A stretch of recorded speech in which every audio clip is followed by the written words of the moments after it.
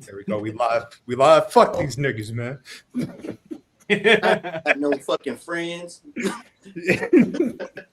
I ain't worried about it, bro. It is A-okay. I just care about the graps I enjoy watching. That's it. What the hell? So it's funny. So is this shit reverse? Because the logo typically would be on my right hand side, and the live would be on the other side, and now it's flip flop, and it threw me off for a second. I was like, "Nigga, are we not live?" But we are. We're good. Oh no, we live, baby. We're good. We're good. It is in a different spot. I will give you that. Okay, no, we good. We good. Fuck yeah. Niggas, It is in a different spot. I will say that. Nolo paid off StreamYard to get it on his pen. Yo, man, who got the question of the week, man? Oh, first of all, anybody in the comments that's watching, echo? Do we hear no echo? I think we good. I think we're fine. I mean, believe me, because I could have heard that bitch the entire time. I was doing it last week, so yeah. You know what it was? Yeah. That was a test. That was a test to see how we all did as adding a new brother to the team. You know what I mean? That's all that was. And we passed. Yeah. Of course we gonna pass. Oh, we gonna talk about it. Ooh. You know what I just we definitely gonna talk about it. Now I know why this shit looks the way it do. It's because of Lorenzo. Lorenzo be touching shit. That's why that's why context hey, bro. You know, like how I think most of us have a younger sibling, so you know how your younger sibling just start touching your shit, and it is just different from when you had it. You like, wait, what is all these settings wrong? Why the fuck you change the camera on the 2K? Yeah. You know I don't play outside. Yo, when you start doing broadcasts, what is this? I think about to get a text message in a few minutes. Like, hey man, stay out of my room.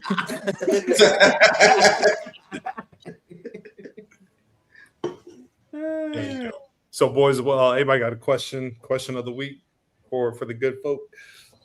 Shit, I like the question you asked in the pre-production meeting. Boom. Bet. All right. Later on, we're going to talk about the classic, the G1 final classic between Yuya and Oiwa. But the main story of the match. What's up, Meeks?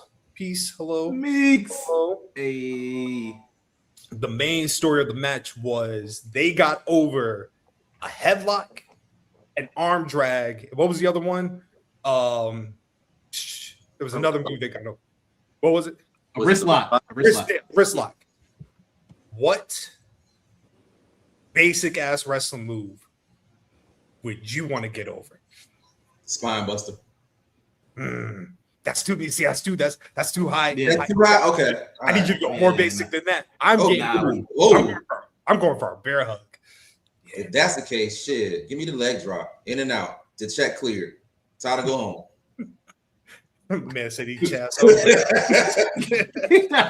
Check clear. Let's get out of here, baby.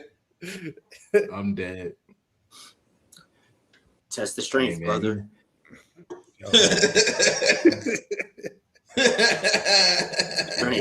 Hey, my shit ain't changed, dog. Abdominal stretch. And I make a spectacle of it too. Stretch. I like that, Nolo. I make a spectacle of it too. Now I would take a break and specifically put on gloves for the test of strength. Oh, snap. Oh, okay. I see you. Also, that's part of the finish. You put the gloves on. I like it. Look at this, a single leg crab. Wow. You know who had the meanest single leg crab?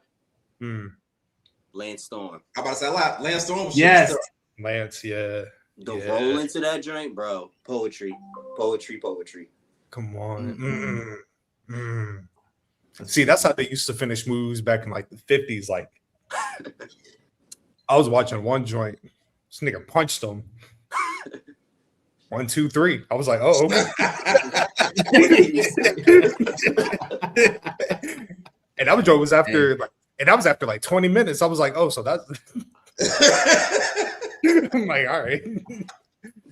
Okay. So they gave you a 20-minute banger and called it off with that. It just ended with a punch. It was insane, bro. That's all you need.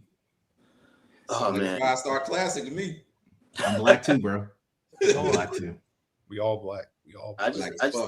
I just think about the earlier days of professional wrestling and just like the wow factor when certain moves got introduced that are just so basic. Like the first time a nigga saw a collar elbow tie him, what happened? What happened? Killer Kowalski just put out some kind of leg drag. What was that? Oh, hey man, imagine like how much the streets was talking when that Boston Crab first came out. Yo, they probably thought that was witchcraft. How would he ever think of doing this? Yo, there's a match. I think it's from '81. It's from the old WWF like studio. Is this a bot?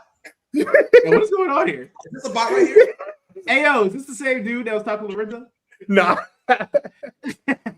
Hey man, you about to get kicked out. Yeah, you. Lightly.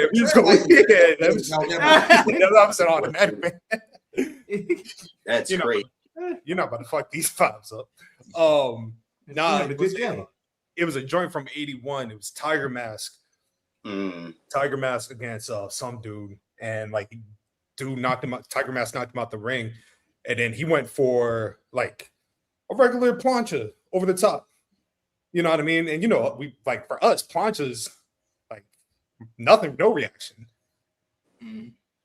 This crowd went insane. You would have thought they just saw the most spectacular thing, man. Like they were like there was a dude in the front row. He jumped higher than Tiger Mask jumping over the ropes. That's how excited he was.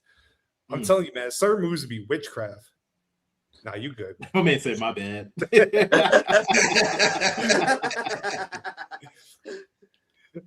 You know what makes that joint funny? Like, not that it's funny, but it was the fact that like the person's watching low. It was like, you know what? Is this nigga black? He might be Dominican. Sick. Me no black, I'm Dominican. Oh, it happened last night. That was on the Friday stream. Oh, the Friday. Friday stream. It's Friday. It's insane, man. It's insane. Hey, man, you black? I know black. I know black. I'm Dominican. That's another thing. Another thing I just noticed. We ain't got no names up here. Yeah, I let it go. I thought it was part of our new thing. I wasn't sure. Hey, man, Lo, you fired, man. Let's just get it.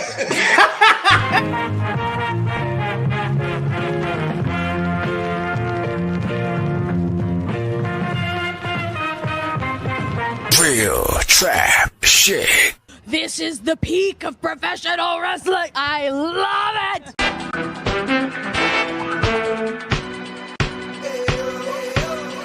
Once again, you're tuned in to the BG Dub. What up? Hit the subscribe button and pour a cup. We back up soon as Scotty beams. Collar and Noble conversation served with a side of collard greens. No lows, the biggest heel in the photo. D-Mac and Chad shooting hard from the logo. And off the top rope, starting that guard from a locker room in Philly, they got low. Black guy, BG Dub, throw it up, yo. Wolfpack, throw it up, yo. Sunday night's main event, and we live with it. And this is where we hit the logo. Got some crappy shoes on. It's never ironed. The shirt is too small. The shitty scarf and the terrible ass haircut. And you think that you're better than moi? Give me a break.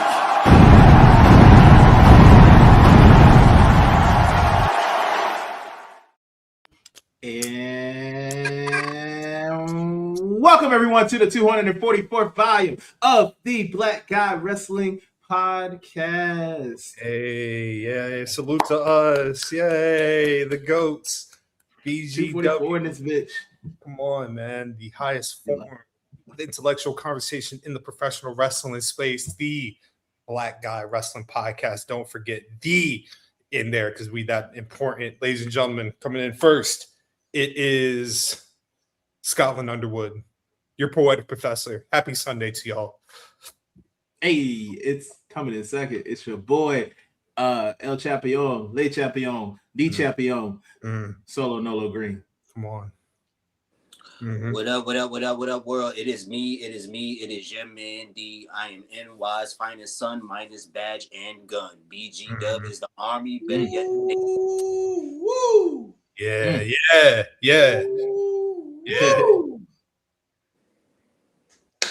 Tell me if you want me to go on the side that far. All I make it good for you. Yeah. Hey, Pussy. God bless. Come on. Damn, what was I about to say? I'm sorry. No. Damn, no, that was legit something I was going to say. Anyway. One love to D-Mac. One love to Low. Brothers are on assignment right now. You can find us on Apple Podcasts, Google Podcasts, Spotify, YouTube, Pandora. Boom, boom. And in the words of Low, we are the home team. That's BGW for life. Happy Sunday, y'all. What's going on, brothers? It's great. And if you don't know, now you know. I'm sorry. Fair disclaimer, if y'all watching, I'm high as shit. So this is about to be a top 5. God bless. It's gonna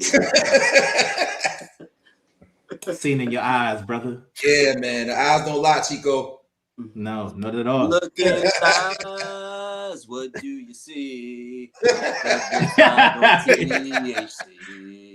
Hey, congratulations. Hey, Rod. Yeah, come on, man. Oh, good job. Set to that. Yeah. Celebrate. Hey, it's Crush. Crush. A legend. What up?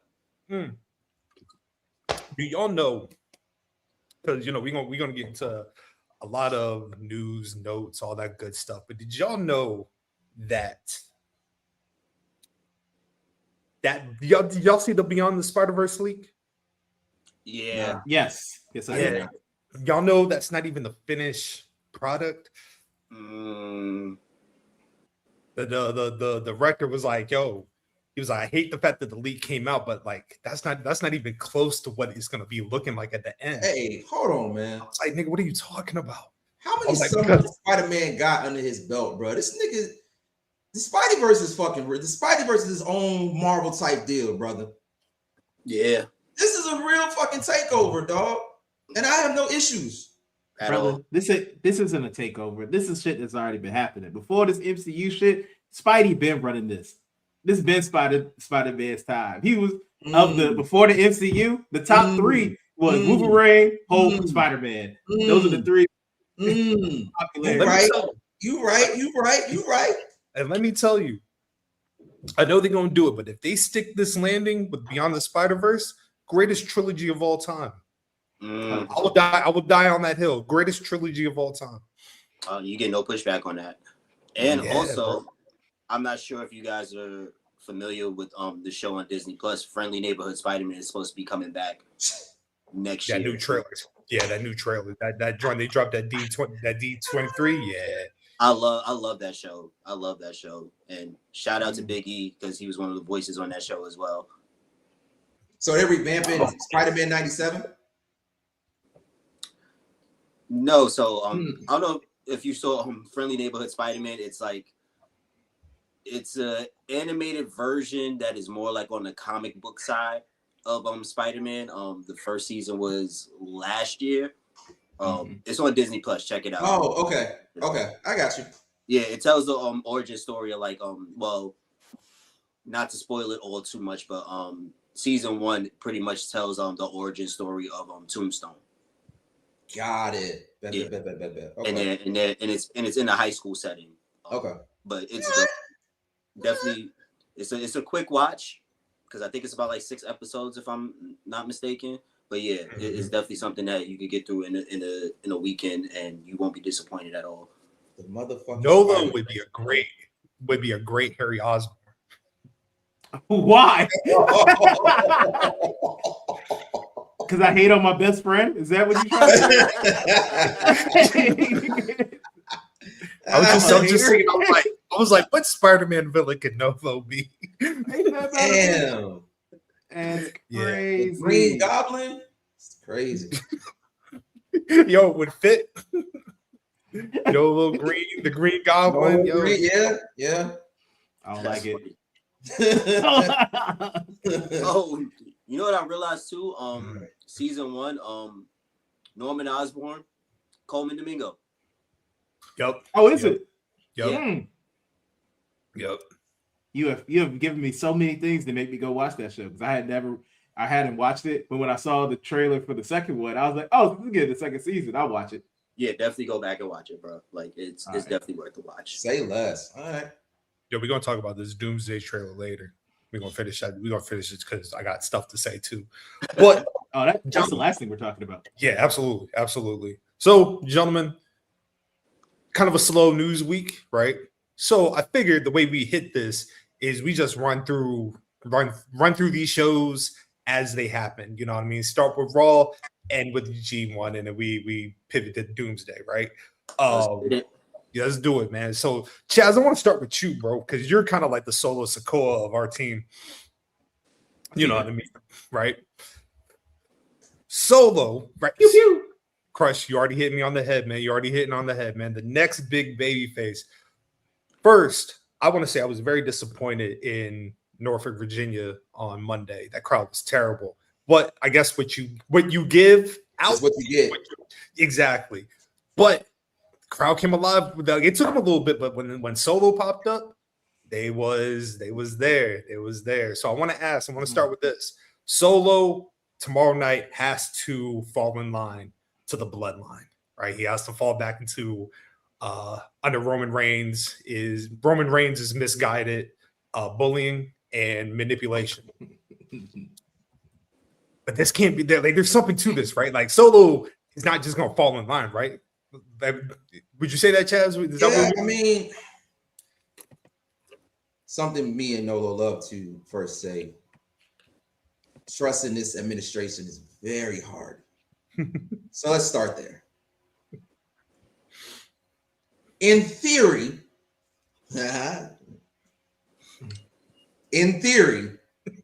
he should. It should be a swerve, some type of ruse, you will. That's what it feels like, because I would like to believe that this was such a too easy thing. Like it was just a one match, one deal, he back.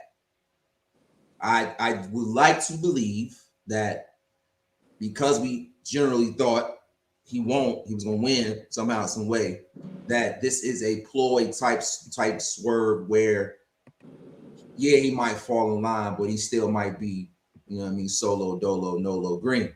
You know what I'm saying? So in theory, I would also like to believe that because they planted seeds a while back, that he would start to work on Jacob again, right?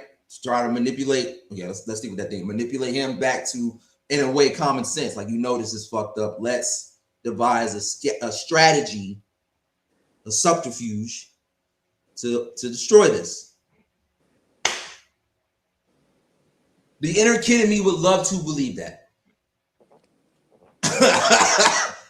I have no idea how this is going to go, because from what we've seen and for what is the regime, it feels like we're in a bloodline 2.0, for better or for worse. And a lot of people will say that's because of Roman's ego. It's another conversation of the day. Not really here for that. But I'd be hard to really bet against that, because it's like this all kind of went back into your favor again. Does he deserve it? He's earned it. But deserves is a strong word, because sometimes deserve comes to the benefit or detriment of the game. And that's what it kind of feels like right now. So let's see. Because I made a cool meme and it did numbers on TikTok and Solo doing his dance. So I need that to like still stick, you know what I'm saying, for the betterment of BGW. That's what I need to happen. But that's me. Gents, the floor is yours. You got something to say, Nolo? You can go ahead if you got something to say. Oh, all I was gonna say. I was going to say, let the manipulator go last. he can give it from the perspective of Roman and why, you know what I mean? Unless you want to do it now. Boy, his face. I don't understand why I gotta be a manipulator. All I do is bring nothing but joy and laughs to this world, and then this is what I get called. That's crazy. All I was gonna say in response to Chaz is that I can see Solo like he falls in line, but he's like a double agent. All that man about to do is sabotage every little thing the bloodline does. They gonna try to go for a title. He gonna cost them the title. They not winning. He's gonna just do everything possible for them to kick him out or for them to not want him to be aligned with them anymore. And then in that process, like as I was saying, I'm not gonna say manipulate because he's a good guy. He persuades Jacob to remember who he was, that he's the Samoan werewolf, where he got that dog in him, and that he shouldn't be listening to the Reigns anymore. Or Jay Punk ass. Mm-hmm. Yeah, or Jay's punk ass. Can't forget that. Mm-hmm. So I made a point a while ago where like there's booking and then there's storytelling, and sometimes the two can conflict. In this case, I agree that there might be something there where like Solo just doesn't go back to the Solo Sikoa that we knew prior to him becoming this lovable character that everybody seems to enjoy right now. I do think that there's going to be shenanigans involved, and Solo is going to be someone that sabotages the bloodline from within. But I feel like also throwing him back in the mix doesn't do him any service, the same way that throwing Jacob under Roman doesn't do him a service. And I get the whole idea with the family is that them working with each other essentially elevates them, you know, be it them as, you know, a singular star or just the whole entire family in one capacity or another. Contrary to what Conrad Thompson feels about the bloodline, it still has intrigue. People still love it. People are still invested in it. So I feel like there's never going to be a point in time where people aren't going to be tuned in to the bloodline. But from what we know and what we understand about wrestling, in this instance, when you have a situation like this where you have somebody that the crowd really, really loves and really, really favors, the ultimate payoff would be that Solo would beat Roman and become the champion. But we all know that's not going to happen. You know, just like... And I want you to keep rolling. I just had to throw this in real quick. Mm-hmm. Does he need to win the championship, though, for the story to feel like it completed? I wouldn't necessarily say it's a matter of the story being completed, but again, the whole idea is that you're elevating the business. Roman only has but so much time left, right, according to the way that everything is being presented, be it, you know, his body or him just having other aspirations as far as Hollywood or other ventures. So you would think the idea surrounding him working with his family is that every single one of them could be in that main event spot. Not necessarily to the capacity that he's in it, but you could throw a championship on Solo, and this inner working with the bloodline as far as the story would make him a viable champion where the company sees a level of success, be it, you know, in merchandise, be it in ratings or attendance. Same thing with Jacob. The idea is that they get so over that you can just put a title on any member and they can carry that company. But it doesn't feel like that because it only goes but so far when it comes to bumping heads with Roman. And that happens with other people that aren't tied into the family. Like, we've seen it time and time again. Like, case in point, we're already in the headspace of thinking that this match between Roman and Penta is going to result in Roman winning. Yeah. So we're already just kind of like over it. So my question starts to starts to become like, what's the overall end game when it comes to having the bloodline still work with each other the way that they've been working with each other the last 6 going on 7 years now. So let me ask y'all, because the title, as y'all see, is Solo WWE's next big baby face. And the only reason why I did that is because we're trying to get these hits on YouTube. That's the only reason why that's even the title, right? But we trying to get this. Yeah, we trying to get these views. But think of it like this: Solo going rogue in the this iteration of the bloodline, 100%.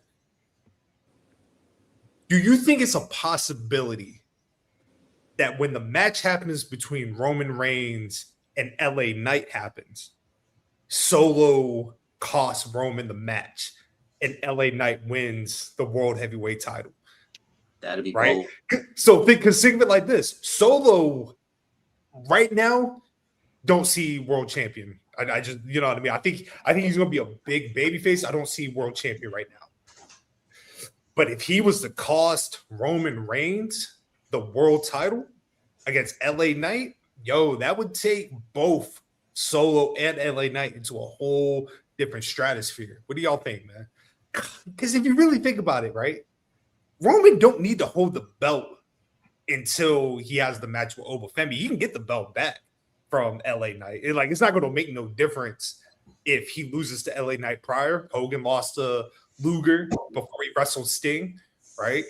This could be that type of thing. It gives LA Knight the world heavyweight title, something that he's been working for. They just had Sammy run 9 days. They could run 6 for LA Knight. You know what I mean? My man said 6. Oh my God. You know what I mean? Shoot, Scott didn't mean 6 days. He meant 6 hours. Yeah, he did. He said they win that bitch on Sunday and lose that bitch the next day.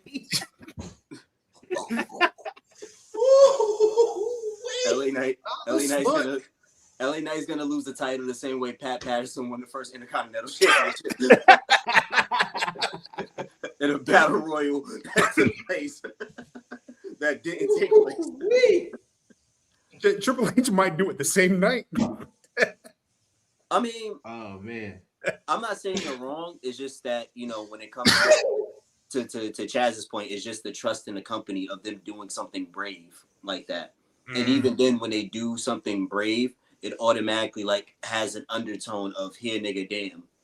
So, so it's pretty much that could be something that happens. But then the question becomes, how long before Roman gets it back and we're off to the Oba and Roman match, which is, if we're going based off of how things are being built, that's probably Mania next year, but if they do it, I just hope they do it with care. And I know that's a lot to ask from WWE sometimes when it comes to certain things, but don't just make us feel like you're doing this for the sake of shocking us, only to not take care of everything that happens. Because I've said it time and time again, WWE is, their moments over momentum.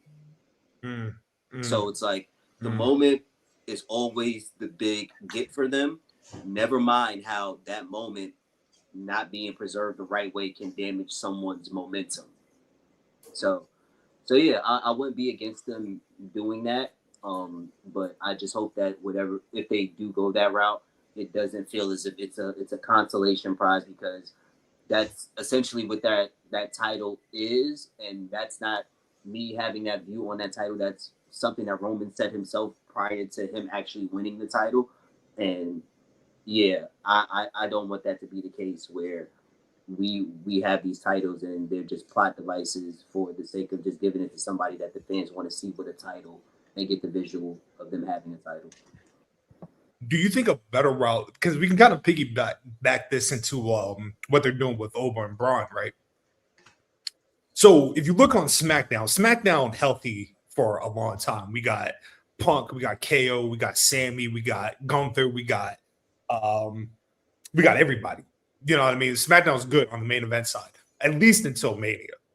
They got that side covered. Raw, not so much, right? Because you at the end of the day, you kind of know the end point is Roman and Oba Femi is just the wait to get there, right? We don't even have an official date for WrestleMania yet, right? So they've now looked like they're setting up Oba and Bron, which I'm excited for. I'm excited for that match.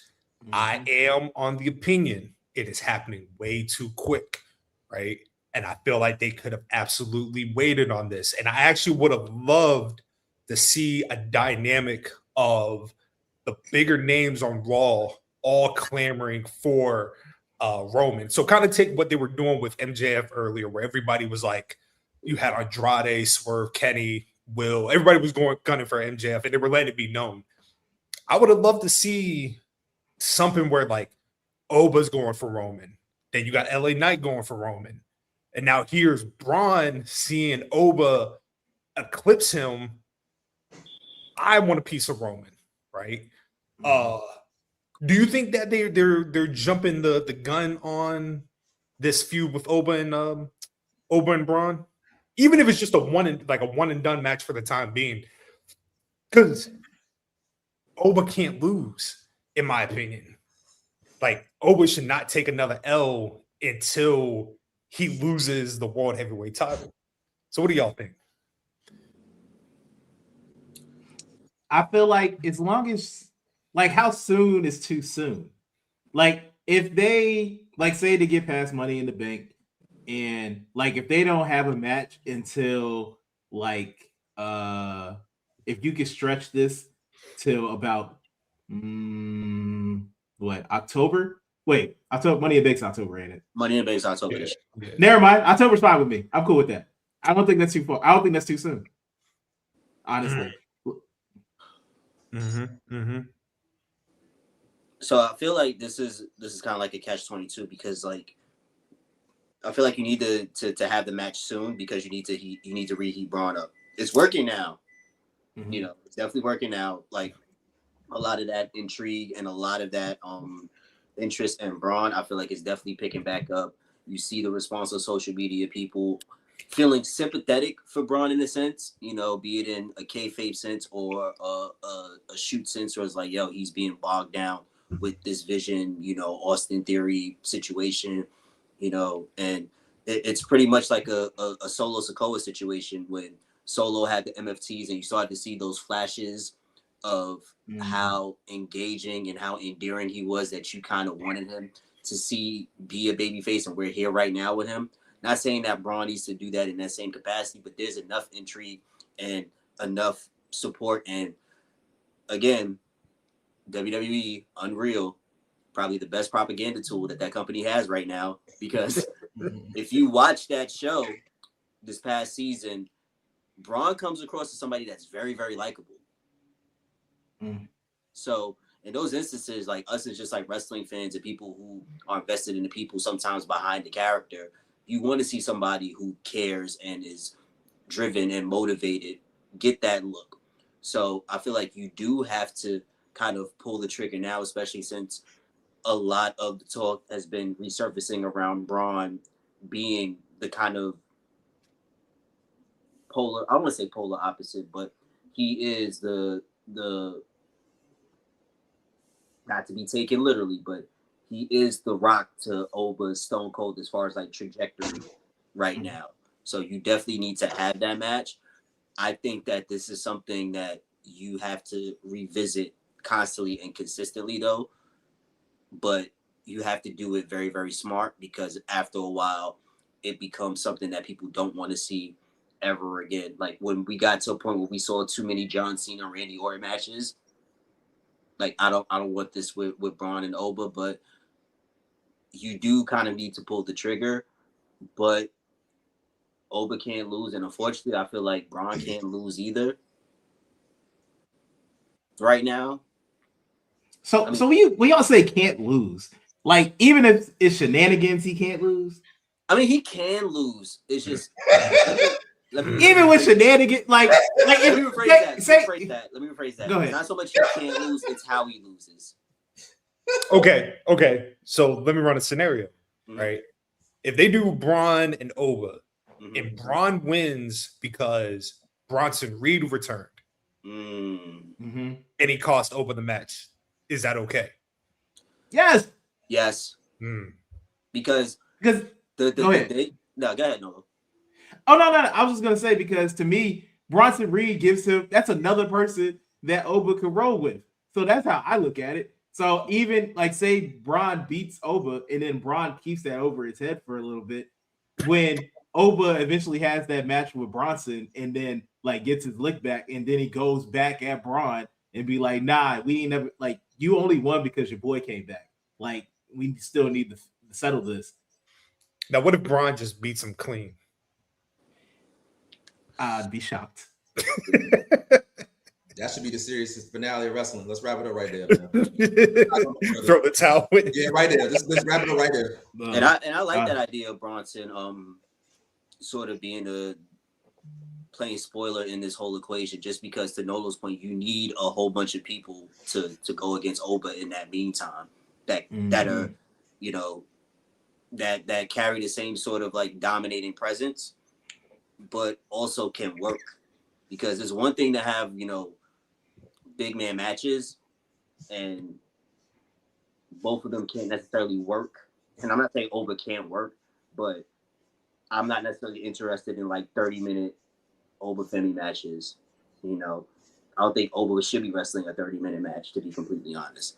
But you need as many opponents that could pose as like a serious threat to Oba in the meantime, that he can't necessarily run over, but they can also lose and not make them look weak in the process as well. I want to just real quick, Nola. I want to see Oba beat Bron, and then Austin Theory go up to Bron like, yo, let me show you how it's done, little nigga. Let me show you why you third place here. You know what I mean? You get annihilated. But nah, all I was gonna bring up was like, I want to give props to somebody on Monday, and that is Paul Heyman. Because as someone who has been in a situation where someone, usually a woman, asks you a question, and you know that if you give them the direct truth, it is gonna end terribly for you. So you just be like, you try to flip it on him. And he flipped it on Bron so like eloquently that Bron was just like, damn, all right, I'll show you.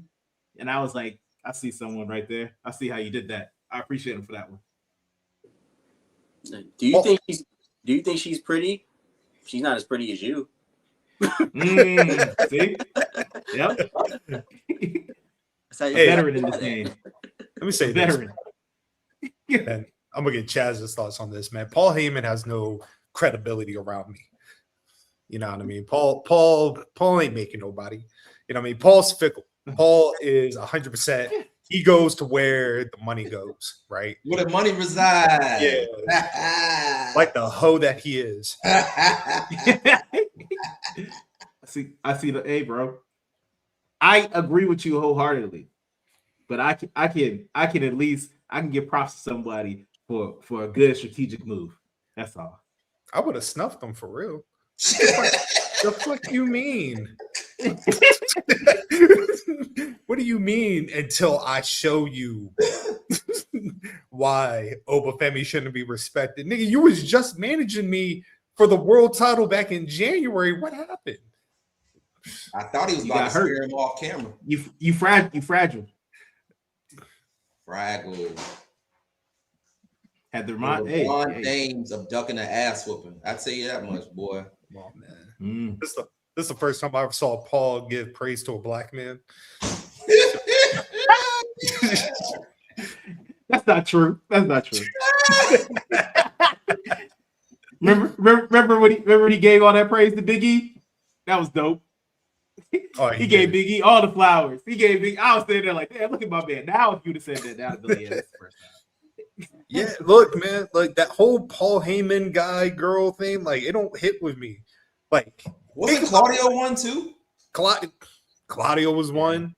Like, think about like who been managed by Paul Heyman and how many have been world champions in the time that Paul was actually managing them. Brock.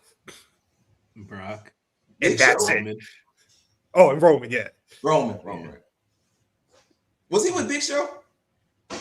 And like a kind of an off joint. Yeah. Oh, okay. Yeah, bro. Nathan James and Matt Moore, get the fuck out. Like, yeah, Gabriel. I'm like, you know what I mean? Like, what? I'm dead. I'm just saying. Nathan Jones and Matt Moore. The Colossus of Baga Road. Get the fuck out of my face. Woo, buddy. What? Nah, man. Took me back with that one. All Paul know how to do is leech off of people and bounce checks. You know what I mean? Jesus. The check does not clear. The check was not clear in ECW. And almost get murder suicide. Yo, yeah. Tom Dream was man was emotional that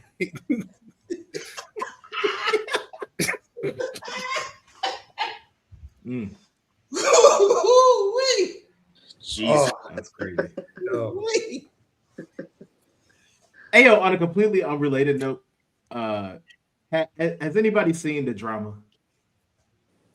The what? The movie The Drama? The Drama. It got Zendaya and it's on deck. It's on deck for me. I'm checking that out. Okay, yeah, Zendaya and Robert Pattinson.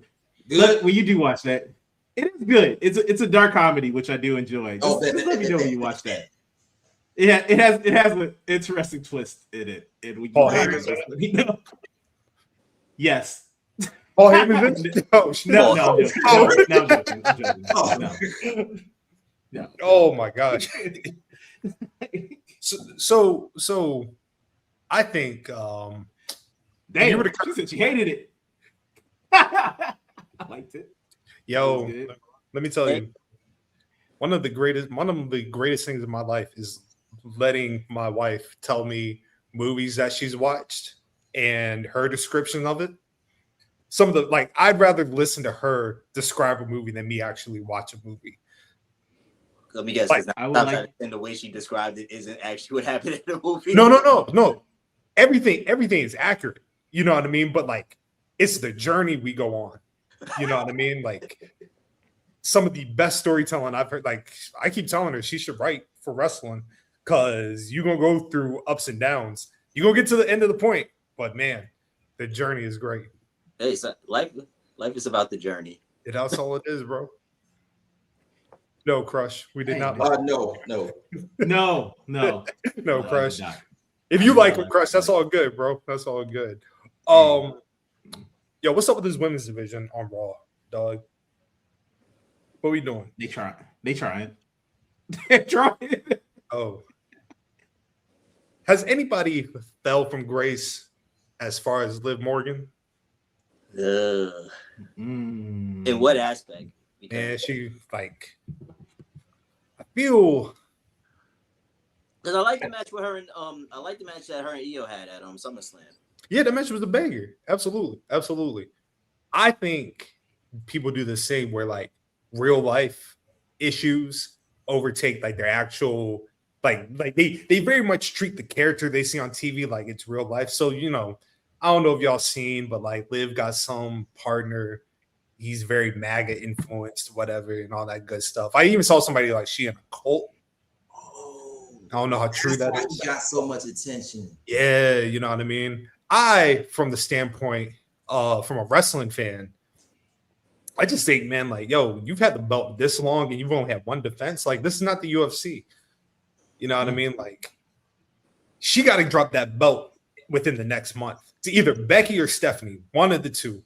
And then Liv got to go away for a while, at least until the Rumble.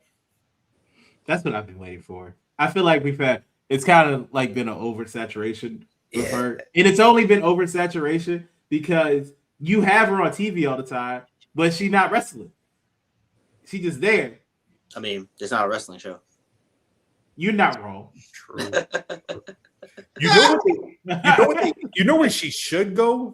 If we want to do some big money, send her to AAA. Her and Dom go to AAA. I guarantee they would be the top heel act in Like, can you imagine, like, if Liv cost El Grande Americano the match at Triple Mania? Activity. And then they go after those mixed tag belts. Yo. Yeah, there's money there. But Paul not gonna let that happen. Yeah, to your point though, Scott. Sometimes personal issues often wind up being an extension of how people feel about a character on TV, as if Liv not defending the title is of her own doing. You know what I mean? Like that's really become a thing in like the last few years with people online, where it happened with Jay, where Jay didn't have as many defenses, and they think for whatever reason, you know, that's a direct result of Jade not wanting to work. Like she has, you know, Hogan-esque sort of control over her booking. And I don't mean to interrupt you, bro. I'm a hypocrite because Jade could have had no defenses. I would have been like, yo, this is the greatest title match of all time. I'm 100% a hypocrite. but to that point, like, even if that was the case, that's not her purposely like booking herself, you know, to be as such. So I think that's the case with Liv right now, where people feel like that's what's happening right now. Like she's purposely saying, that ain't gonna work for me tonight, brother. And it's like, when do we start to place the onus on booking and the people at the top when it comes to like how you asking them to take responsibility for their actions? No. Placing blame and having people accept accountability are two different things. I can blame you and not necessarily expect you to take accountability. They don't want to do neither. Yeah, because you know what I'm saying? They don't want none of that because we get gaslit into being told legitimate concern. To your point, Chaz. So yeah, you're absolutely right. But go ahead. I'm sorry. No, go ahead, bro. I was just gonna say there was a point that Scott had put before he had put it on Twitter. It was like a Carmelo acceptance, and I've had to just accept that the common sense that I'm looking for doesn't live here. Right. And that's cool because I get it other places. Mm-hmm. Right. And I don't want to become numb either, because again, you have to say something. Like, granted, yes, social media, but you're lying if you're telling me that this shit doesn't move the needle or doesn't influence some part of what you're watching. You're lying. It does. Because there's still a human person or whatever metric you want to use. That's still something out there moving something that's getting someone's attention. So we still have a responsibility to call it, but it's also like, yeah, we should see you more. But yeah, like to your point, D, who am I blaming? Who does this anger go to? Because it doesn't seem like it's gonna matter.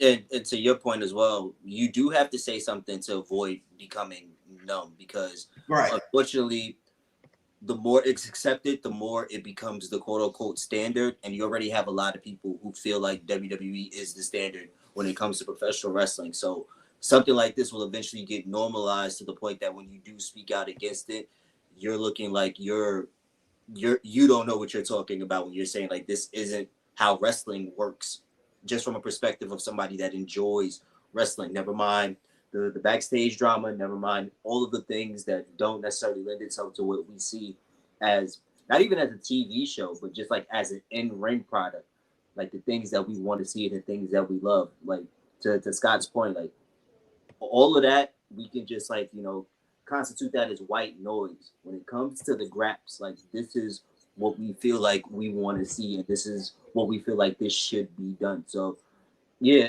it's kind of like screaming into the void sometimes, but I still feel like it's necessary that we do so that way it doesn't become normalized. And for better or worse, they do hear it. They might not necessarily respond the way that we would like them to. Like Triple H, again, is good at gaslighting us and making us feel like these concerns that we have aren't valid, but we still do need to say something, even if they don't necessarily take it into consideration the way that we would like it to. Let's ask our defense attorney. It's not as bad as you think, my man. It's not as bad as you think. Because Nolo, to me, has a really good gaugement of how to watch professional wrestling, right? So Nolo, and we can kind of figure this into Carmelo Hayes a little bit. Jumping over to SmackDown. So Carmelo Hayes loses to Baron Corbin, United States Championship in his hometown, right? As the WWE way. Yes. To you, for somebody like a Carmelo Hayes, how do you go about that particular booking as a fan of Carmelo Hayes, and understanding like WWE might not necessarily be the product that you sit down on a Monday or Tuesday or Friday to watch? How do you as a fan navigate seeing somebody like a Carmelo Hayes not necessarily get the opportunities that are allotted to him, but constantly not be put in the forefront where he probably should be? I have come to terms a good amount ago that I probably want more for Carmelo Hayes than what the company wants for Carmelo Hayes. And it's more in the moment that you have come to that realization, then you can it's easier to watch it at least. I want and believe that there's a time where he should have, like, he had butts and seats, had us watching weekly as the United States champion. He had SmackDown, easily had the match of the night multiple weeks in a row. But to the way that WWE is run, sometimes that's not enough, because as D has explained earlier, this is not a wrestling company. This is an entertainment company. It might also be partly our fault, because if we ran up our guys' merchandise, then they probably would view him more of a asset. And I'm not gonna continue. That's my only bit of bail that I would give WWE, because I know one thing, they do listen. So if you make enough of a stink, I feel like then they will do something about it. I will say that his crowd reactions have continued to be great. When last week on SmackDown, when Corbin was out there bitching about something, and then he looks over, and then it's Carmelo, and you hear that loud pop that Carmelo got, and he continues to get the crowd reactions. So I will say that we, like us as fans, still care and still want the best for him. I don't know if they say he fit the. You've heard it. I ain't about to buy. You've heard it now on BGW. Nolo DiBiase buying you a Carmelo Hayes shirt. First of all, I am gonna buy a Carmelo Hayes shirt because I feel like I should do such things. But I ain't gonna buy everybody a Carmelo Hayes shirt. I'm not tricking. I don't trick. I'm not tricking. I apologize. If that came off, is that I was about to be tricking? Yo, there's somebody listening. They were like, "Oh, yo, we about to hit no more." I think it's some Carmelo jokes because we listened in with that part of today's episode. Yo, you promised. You promised on it. I didn't promise. I ain't promised shit. Hey, man. I have a question. Oh shit! How did this all become that I am the $1 billion man of this podcast? I don't appreciate it. Don't you dare ask that question. How? You know how. How? What did I do? I buy two wrestling shows, and that's what it is. In this economy, yeah, that might as well be a wrestler promotion. Oh, ain't that a bitch? Ain't that a bitch? Sorry. Let me think about should I take first class? Should I take the Maserati to Survivor Series? I don't know. First of all, should I get floor seats? Is it chicken wings or chicken tenders in the suite? which one are we going for?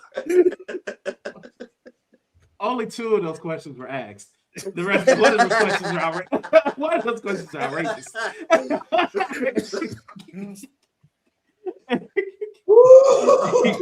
Renders.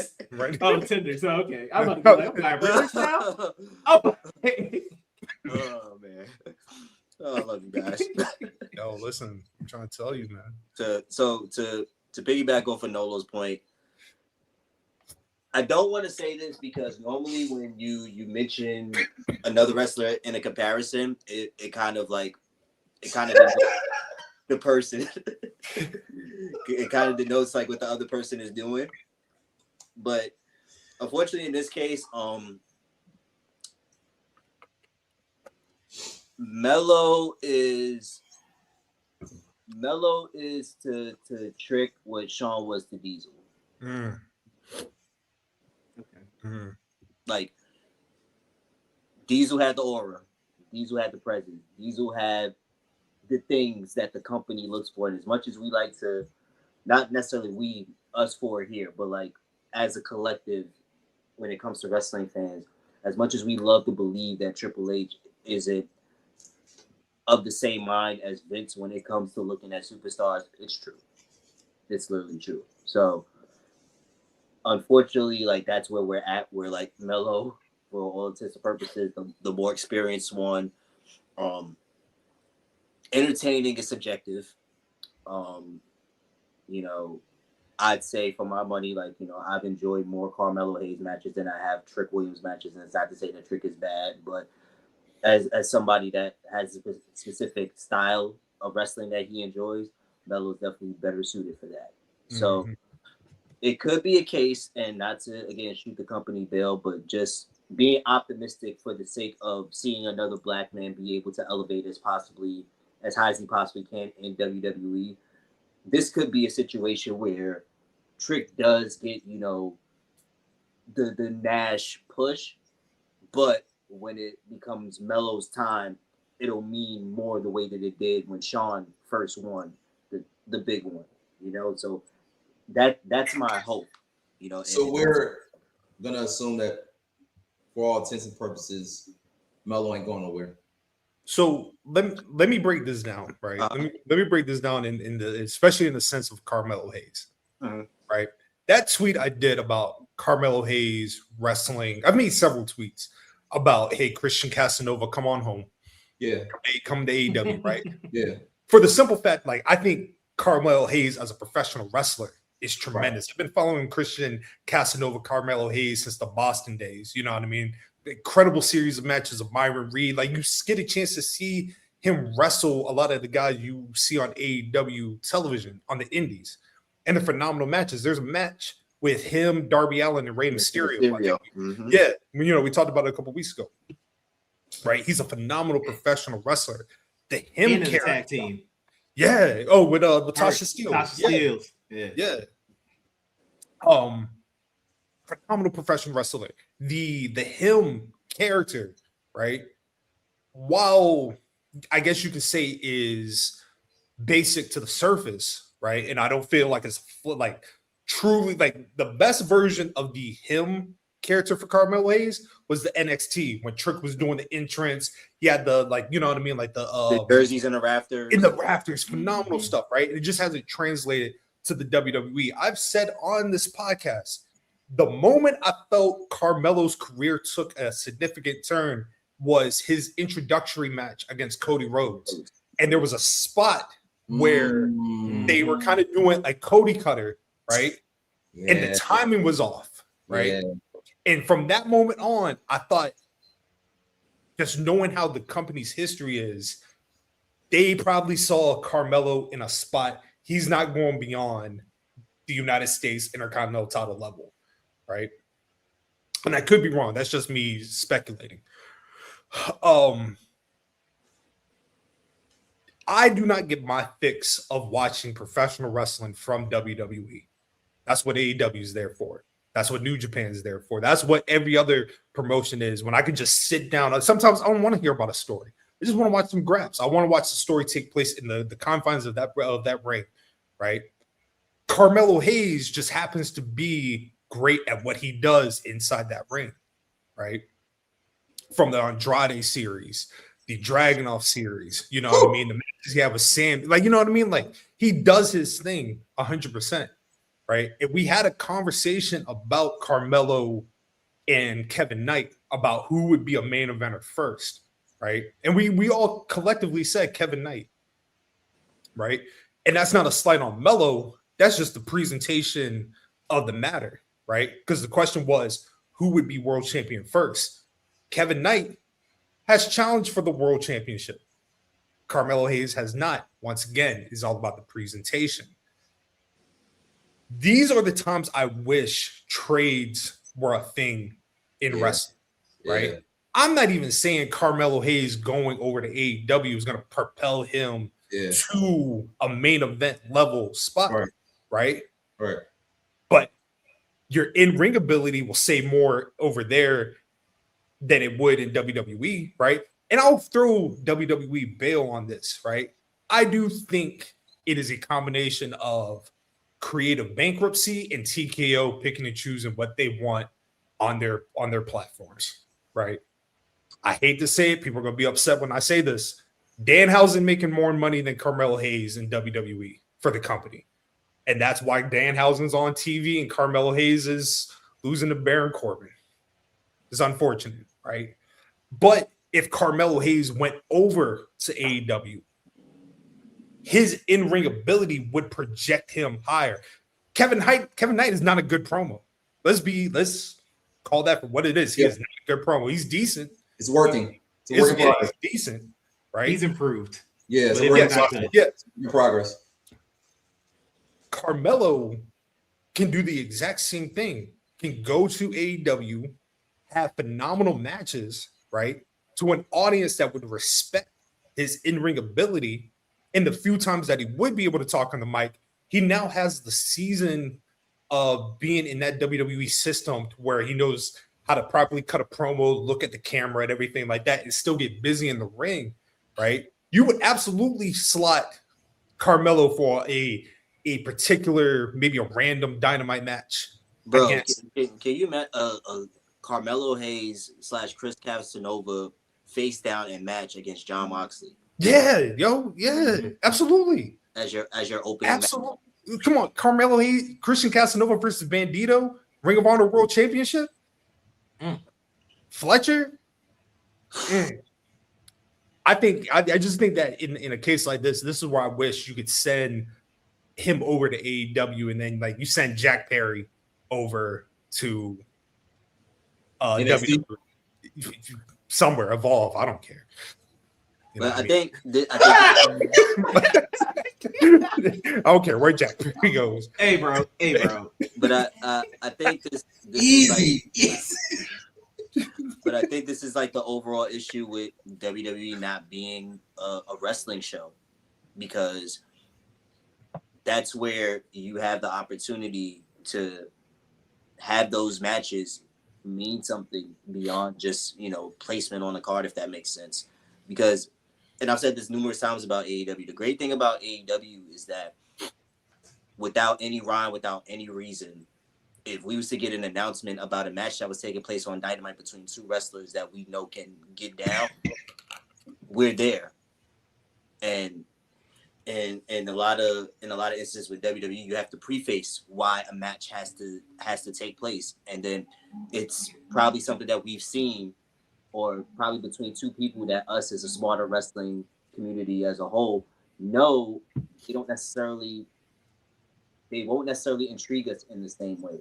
Like having Baron Corbin versus Carmelo Hayes doesn't do anything for us. Like if it was Carmelo Hayes versus Chad Gable, oh, now you got our attention. Carmelo Hayes versus Finn Balor, we're sat, we're watching, we're paying attention. And I think that's where they go so wrong at, because everything has to be predicated on the quote unquote story. There has to be a reason, when the reason is that these people are wrestlers. This is their occupation. So the more they lean into that, even though we know they're not going to, they'd be better served in helping talent get over if they could just let them just go out there and wrestle. And I think it's lazy sometimes when they do, like, as great as the Open Challenge was when Carmelo was U.S. champion. I feel like that also gives WWE an out in a lot of instances where, like, they don't have to take the consideration into presenting him beyond just the match, even if he is a title holder. Granted, the story of him being a fighting champion is lazy as fuck, but yeah, I don't know. I feel like they need to do better, and just like the idea of it being a wrestling show. 100%. I agree with you. Davion, you my dog. Don't you ever put no bullshit like this up again. A 20 minute. Scott wants to see Jack Perry versus Joe Hendry in a 25-minute barn burner. Scott would rather run into a burning barn for 25 minutes. Yo. Look, man, it's just no, like, nah.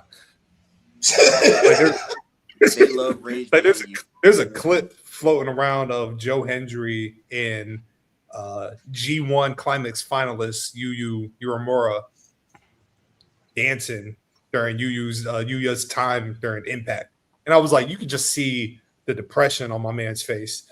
Like, yo, here I am, this white man dancing. He was like, I should be home.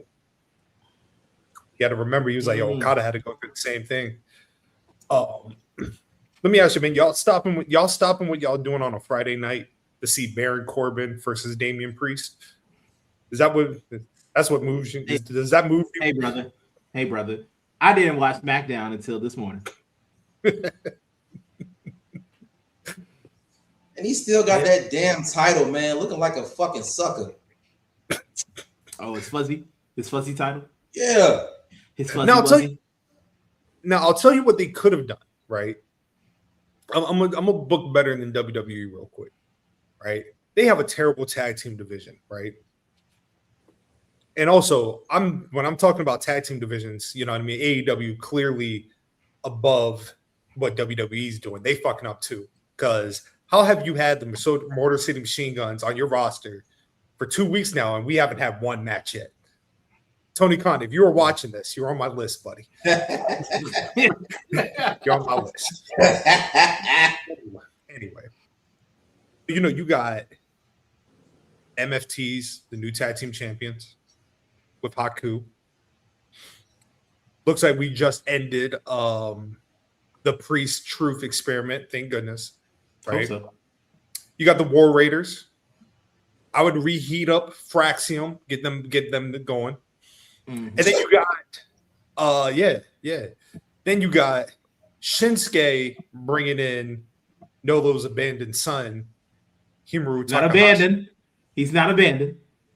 You went at least a year without mention. I think I brought him up to you, and you were like, "Oh yeah, what happened to him?" First of all, just because I don't mention him doesn't mean I forgot about him.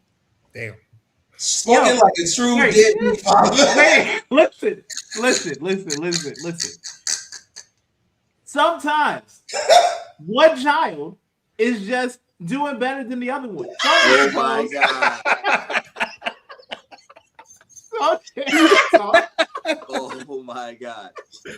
That's all. Nothing against it. I love Himoru. That's my man. That's my man, 10 grand. See, he got that money. He was like, "Yo, I'm leaving all my children." Nolo has the Fritz von Erich rating system. When it comes to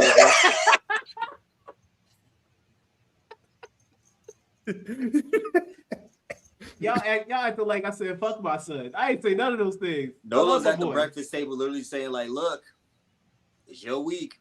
It's yours to either keep or lose." Yo, we bringing up Himoru. You think I wanted this? And just because now, when Himoru was a baby.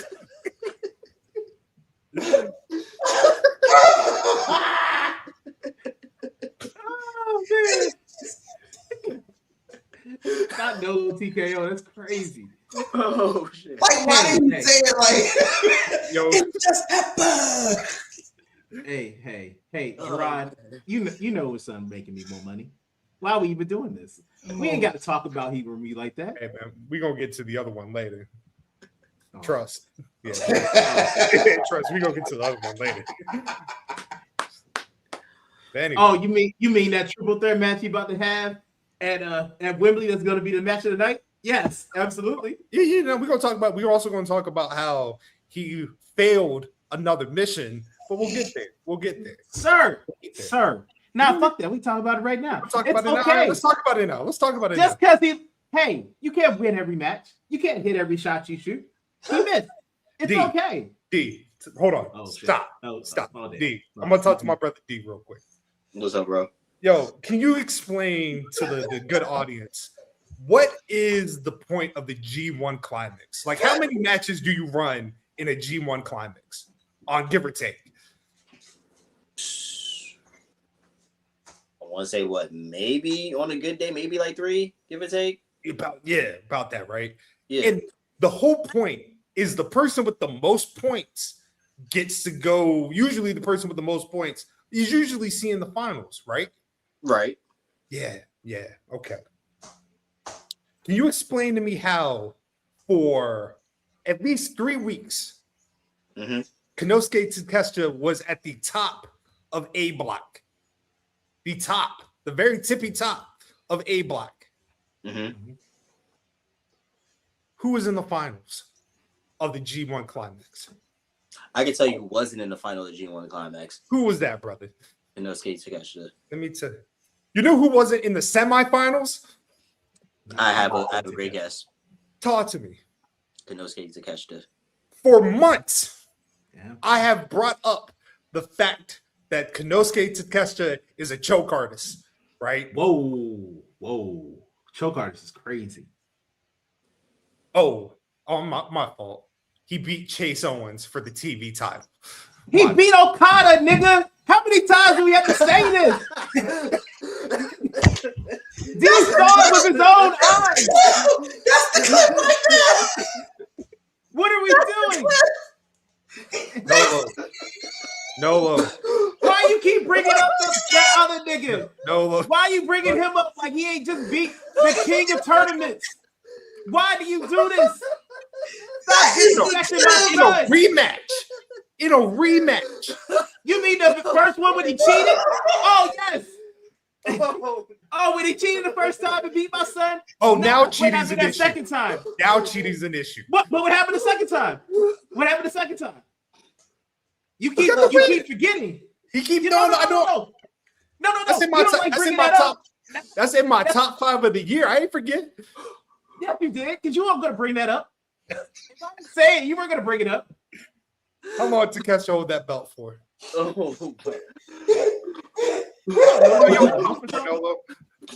wasn't long. Huh? Who he lose to? It wasn't long. Who he lose to? He lost to Kyle. The match at All In should be Kyle Fletcher and Okada. False. Takeshita hasn't done nothing. A title shot. Dog. In fact, hold on. Don Callis is only putting Takeshita in this match out of just feeling bad. Like, hey, dog, you ain't win the G1. Whatever. Again, you are not being truthful with the words that you are using. You are manipulating this audience. What happened was, let me tell you something. Takeshita gets a rematch because he lost. That's how it happened. So Don Callis said, okay, if he gets a rematch, you know who else didn't get a rematch when he lost? Okada. So he said, let's put them all together in a triple threat match. And Okada was like, yes, the international championship will stay in the family. Now, he means that differently than what Kyle means that for and what Don Callis means that, but that's not the point. What the point is, my son is going to Wembley for a chance to get his belt back. And you will not deny him or me the fact that he defeated Okada in, like you said, one of the better matches of this year. Absolutely. That's all. It's gonna be. Thank Let me you. just say this, man. I love you, and I want better for you. I don't like the fact that you always support losers out here, right? I want you to be on the winning side of this. You know what I mean? Kyle Fletcher beat Takeshita clean, right? Takeshita went a long time in the G1 tournament in the lead. He beat. Wait, I think he beat Oga Bolton. You know what I mean? He beat the world champ. You know what I mean? Like in theory. He lost to Suji, actually, if we're gonna keep it a buck, but go for it. Oh, exactly my point. That's what, twice this year they lost to the world champ? Yeah, but but what do I know? You know what I mean? Oh, he beat Okada. Yeah. Yes, fucking Okada. It matters. Let me tell you something, brother. Let me tell you something, right? You blinded, right? That's exactly what's happening. You blinded by this love that you have for him, right? Knowing full and well you won't eventually abandon him like you did your other son. First of all, I didn't abandon Himoru. I didn't abandon him at all. I don't understand where this misconception of me abandoning my son comes from. I still fuck with him. That's my boy. You want to see Takeshita with Shinsuke and Himoru, right? On SmackDown, you want that group? No, I don't actually. I want Takeshita to be where he's at in the much better spot.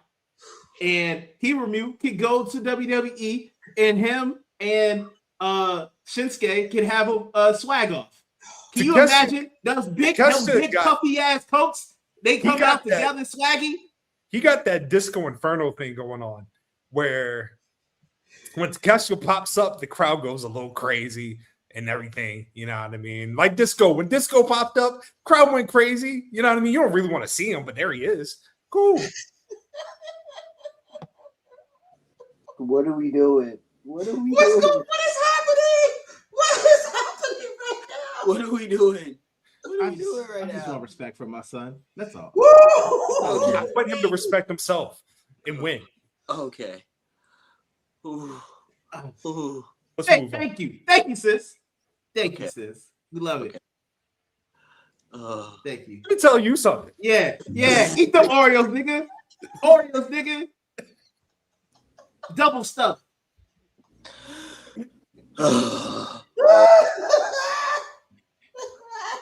I'll tell you what. I didn't abandon him though. You did. That's the thing. Here's the thing. Here's the thing, though. I know. Here's the thing. I know you're a busy guy, brother. You know you're a busy guy. You're out here doing things. You're doing great things out here, right? Name me one Takeshita match you watched at the G1. I watched at least three. At least three. Now I don't want to exaggerate. Hey, brother. Just answer the question. Don't do all that. Hey, brother. I answered. Nigga. No, nigga. You didn't pay attention. I literally just said I watched the Oleg one. That's the one I watched. And I was gonna follow it up with, hey, I'm not the biggest New Japan fan. I wasn't even gonna watch the final until you put it in the group chat. Even Will's dad popped up 2 days in one episode. You didn't even give him a second match. Oh, God. It's all good. Hey. I'm gonna let you know. He's not winning at All In. He's not good at it, right? You don't know that. What he does after that, I don't know, bro. Yo, first of all, Takeshita is leaving All In with the international championship. You don't even believe that. I do believe that. You know why I believe it? Because I know it. When we do the watch along and we watch it together, and my son walks out a champion, just like I will walk out a champion again when I defend it, we see. You know how when WWE, when they do entrances on the Netflix, then on the main feed, they already in the ring? That's what's going to happen to Takeshita. He's just going to be in the ring. And Justin Roberts is like, he's going to give a grand entrance to Fletch. He's going to give a grand entrance to Okada. They be like, oh, and here's Takeshita. Come on, bro. Stop that, man. Yo, bro. I can't believe you out here with these lies. Man?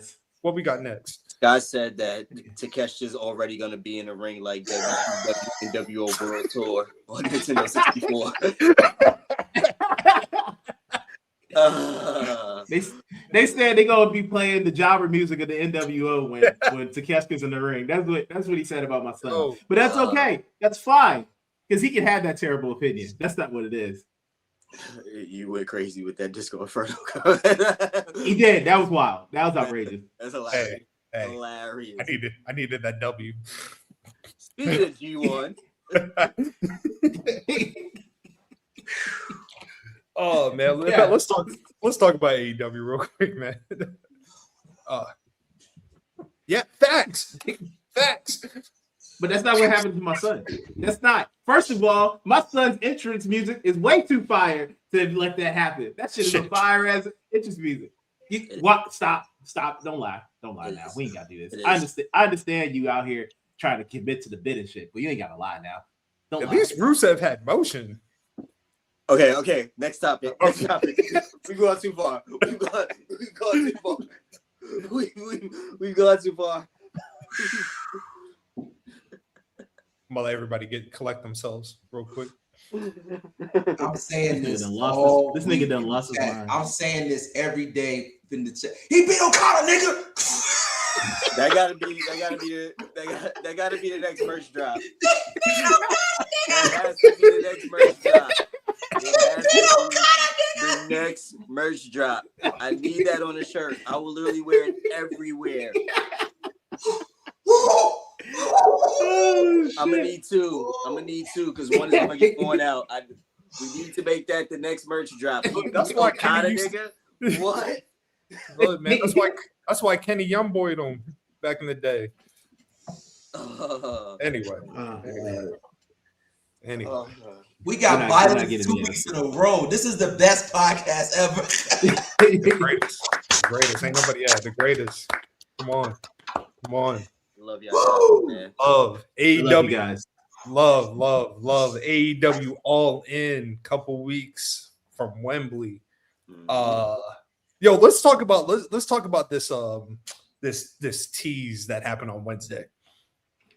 So Hangman, Brodito, they in the ring, the new trios champions. Don't like the fact that they beat the Demand, but that's another conversation for another day. They in there, right?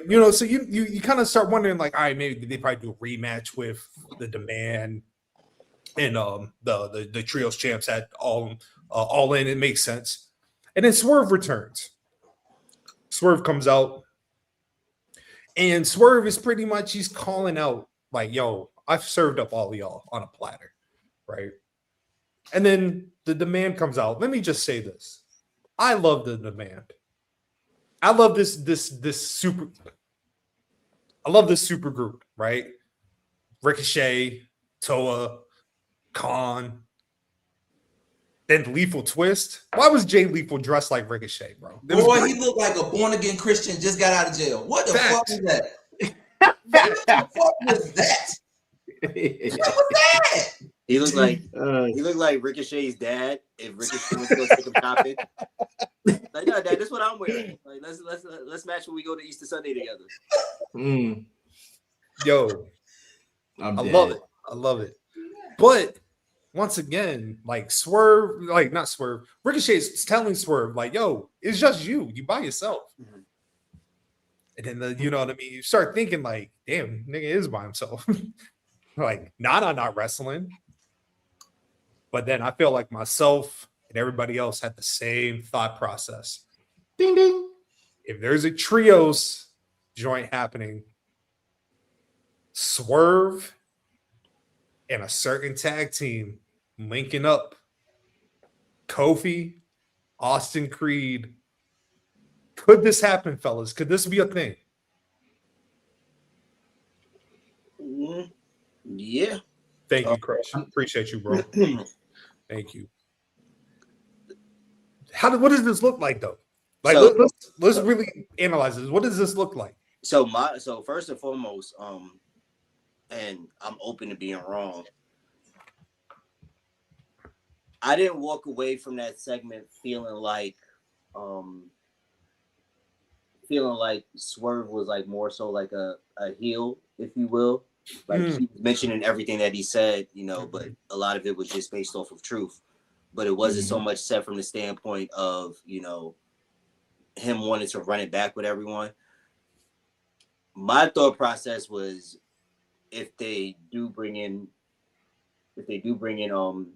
Austin and Kofi, that it was gonna be anarchy in the arena. That's where my mind went. But because it's still whether or not the Demand get their rematch and, you know, them with Lethal Twist, like I feel like them sort of clicking up would lend itself to that, even if they might be still shorthanded in a sense. But I thought, and we spoke about this on the pod, I thought the direction that they were gonna go in was the New Day going straight for the Bucks. So seeing this as a twist.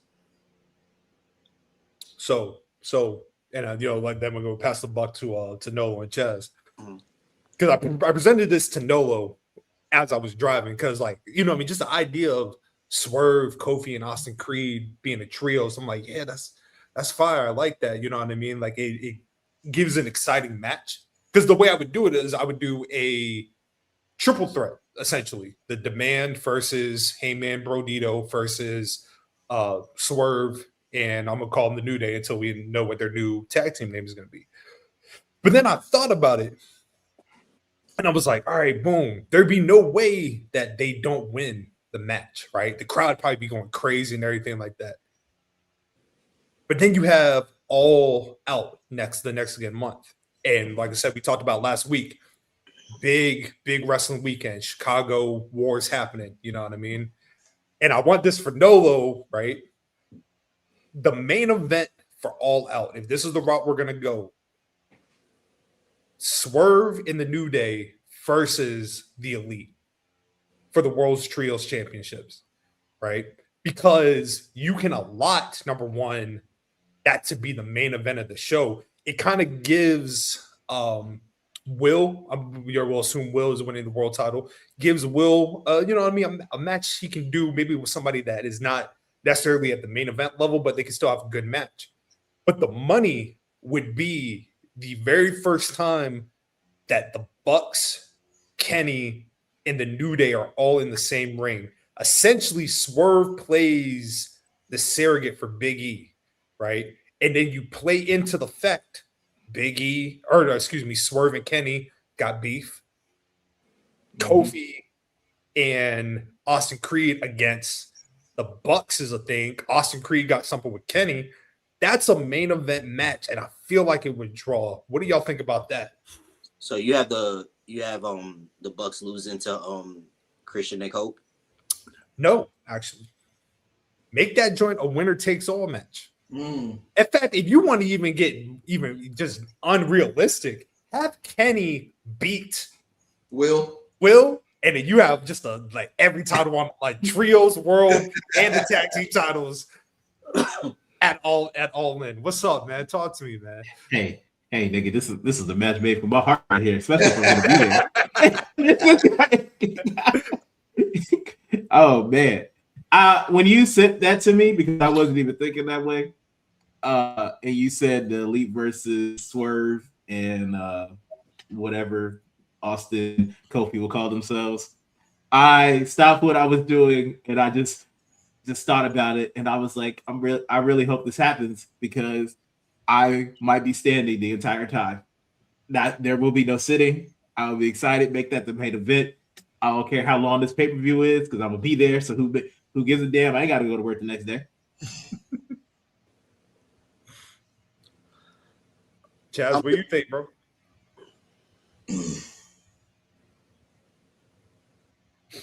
So I'm trying to just picture. I think for me, I mean, as the graps, as the wrestling, everything involved in that, absolutely. However you want to get us to All Out. I mean, New Day, whatever name is going to be, All In, All Out. Whatever you do, just make sure that they're not saying that he will. I'm not even gonna shoot him bail. I'm gonna give Tony the praise that he deserves. So I'm not gonna say he will, but just make sure you keep the feels of what we're gonna feel for a while, because that's what this should feel like. Because this is not normal. New Day should still be in the WWE. New Day should have retired out of WWE. New Day and Big E should already be starting plotting their Hall of Fame X, Y, and Z. That's what should have happened. So this is not just another tag. No. This is a top 5. Top 5, 4, 3, 2, wherever you put them. This is a top 5 coming into your company, up in your money. Pay us off, right? Make sure and I'm saying pay us off. It got to make sense.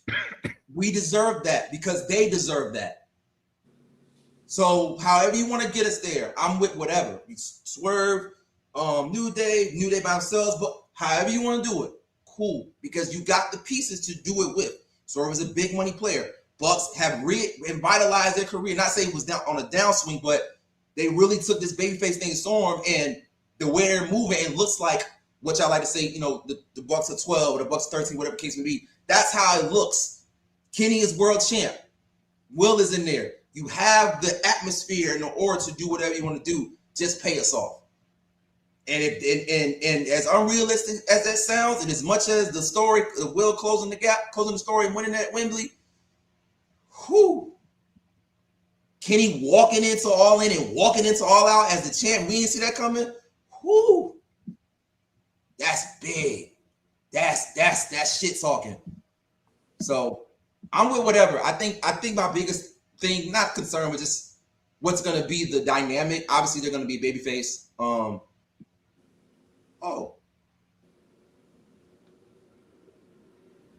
What if they flip it? What if they don't come in as babyfaces?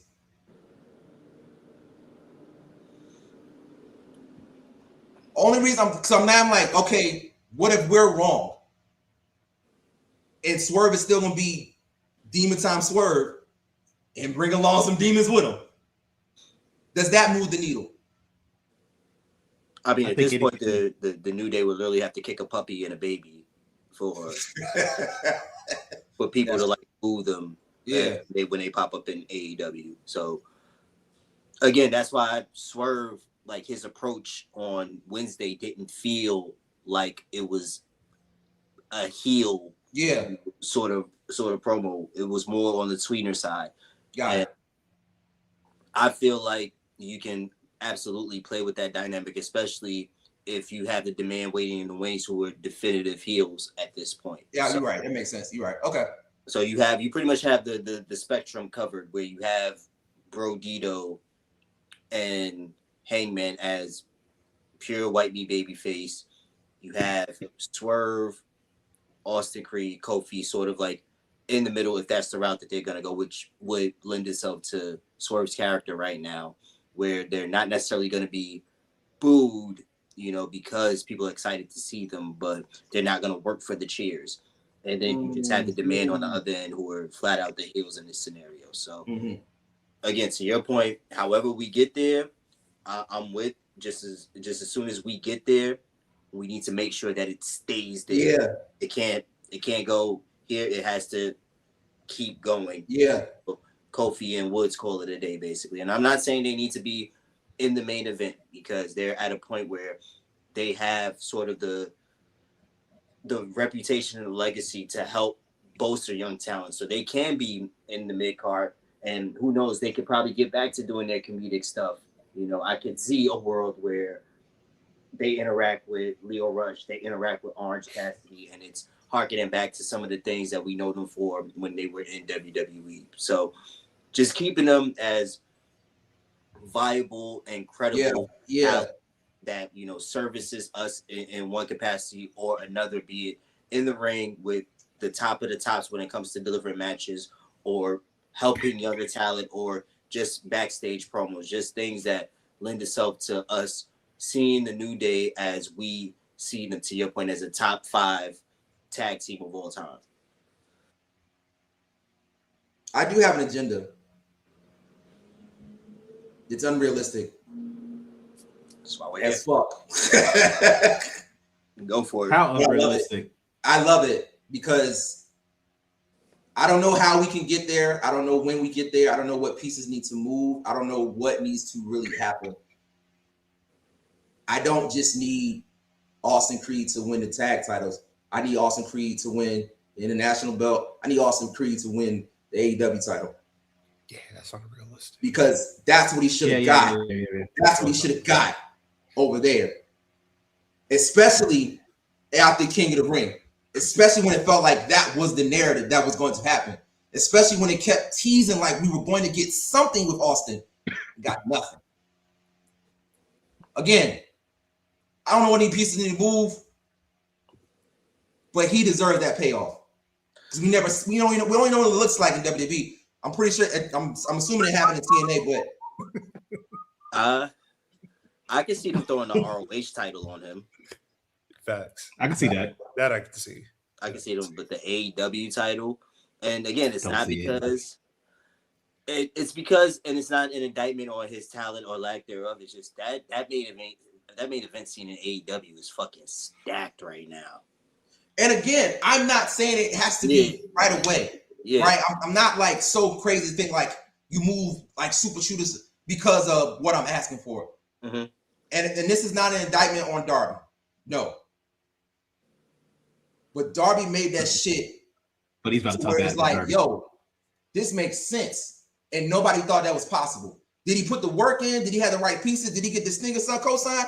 Hell yeah. So I understand why that made sense. But I just if you can do similar things to an already seasoned vet as Austin is, I'm sorry, I can't fathom you making that shit work. I need to see what it's gonna look like.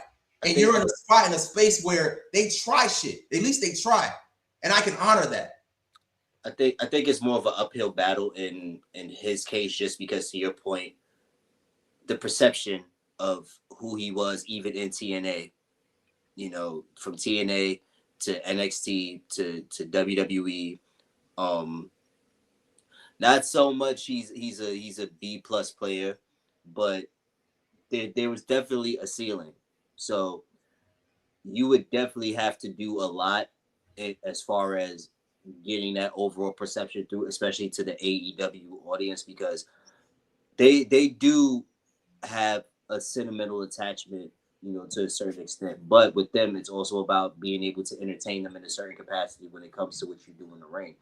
In Darby's case, it was believable just off of the idea that the whole Pillars conversation existed. There you go. It was like, you know, him, MJF, Sammy, Jungle Boy, and Jungle Boy. I would say out of all of them, Darby has been the one that has been the most consistent as far as his fan perception and just his performance across the board. You know, I don't think there's ever been an instance where like Darby has dipped in the same capacity as, you know, MJF, Sammy for sure, and Jungle Boy. So it was sort of easier to slot him in, because the whole idea is that one of these individuals, sooner rather than later, is going to be a world champion in AEW. I see. Yeah, with Austin, it's more so. You also got to take into consideration that in that sort of situation where if you had to pick, I think a lot of people would actually want Kofi in that spot to make up for his reign in WWE, because we didn't get the reign that we felt like Kofi should have had and deserved in WWE. So that's probably another obstacle in this way that kind of pushes that out of it being as realistic as him getting an international title, or, you know, the national title, or something to that degree, or even the Continental title. I don't think people would have like an issue, you know, with him winning. But the world title, and yeah, they do try stuff. So never, I'm just gonna say never, but it would have to be a lot of work done in order for us to get there and have it be something that people would accept beyond just the sentimental win. I just understand. And look, bro, it's not completely like it's unrealistic, but like people thought Takeshi was gonna be a world champion. That's just okay. That was And we're back. but with Creed, what's up, Nolo? With Creed, right?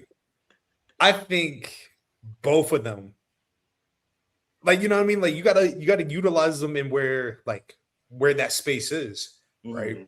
Mm-hmm. I don't foresee them faltering any further than that main event upper mid Carter, right? Because their presence elevates the tag team division, right? To the point where I think that the reason why we're doing a Continental Cup right now is because we're gonna have a Continental Classic with tag teams at the end of the year, right? Yeah. Which I love, just love the idea. For sure. That'd be fire. Yeah, you know what I mean? Now, you can absolutely put Creed, like D was saying, you can put Creed and Kofi in these singles matches where like they're going to elevate the talent, right? But I don't personally, I would love to see Creed get that spot, but like I wouldn't put him over Kyle. I wouldn't put him over I wouldn't put him over Kevin Knight. You know what I mean? Like I would put him over Andrade. Yeah, you know what I mean? Like they're going to be who they you know what I mean? Like that's not to disparage like what your thought process because you were spitting and you're telling the truth. Like, you know what I mean? Like they left WWE was still so much on the table that they could have done. I just think their spot and keep in mind one thing that I think a lot of people tend to forget when like asking the question is like how can they coincide with Swerve? You got to remember that whole Daybreak video was the death of the New Day gimmick. Mm-hmm.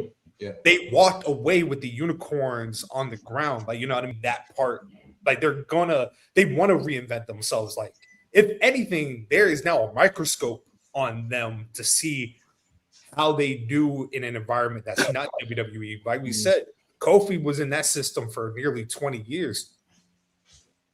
Xavier was close to 15. It's going to be a new environment. It's going to be a little bit of a hard-hitting style. Like Kofi already brittle and bones, right? Yeah. What's my man going to do when Brody King chops him? You know what I mean? Like, oh, that my boy. Is Creed ready to go in the trenches with John Moxley? I think he is. But you saw what Mox did the Jungle Boy. But also to even like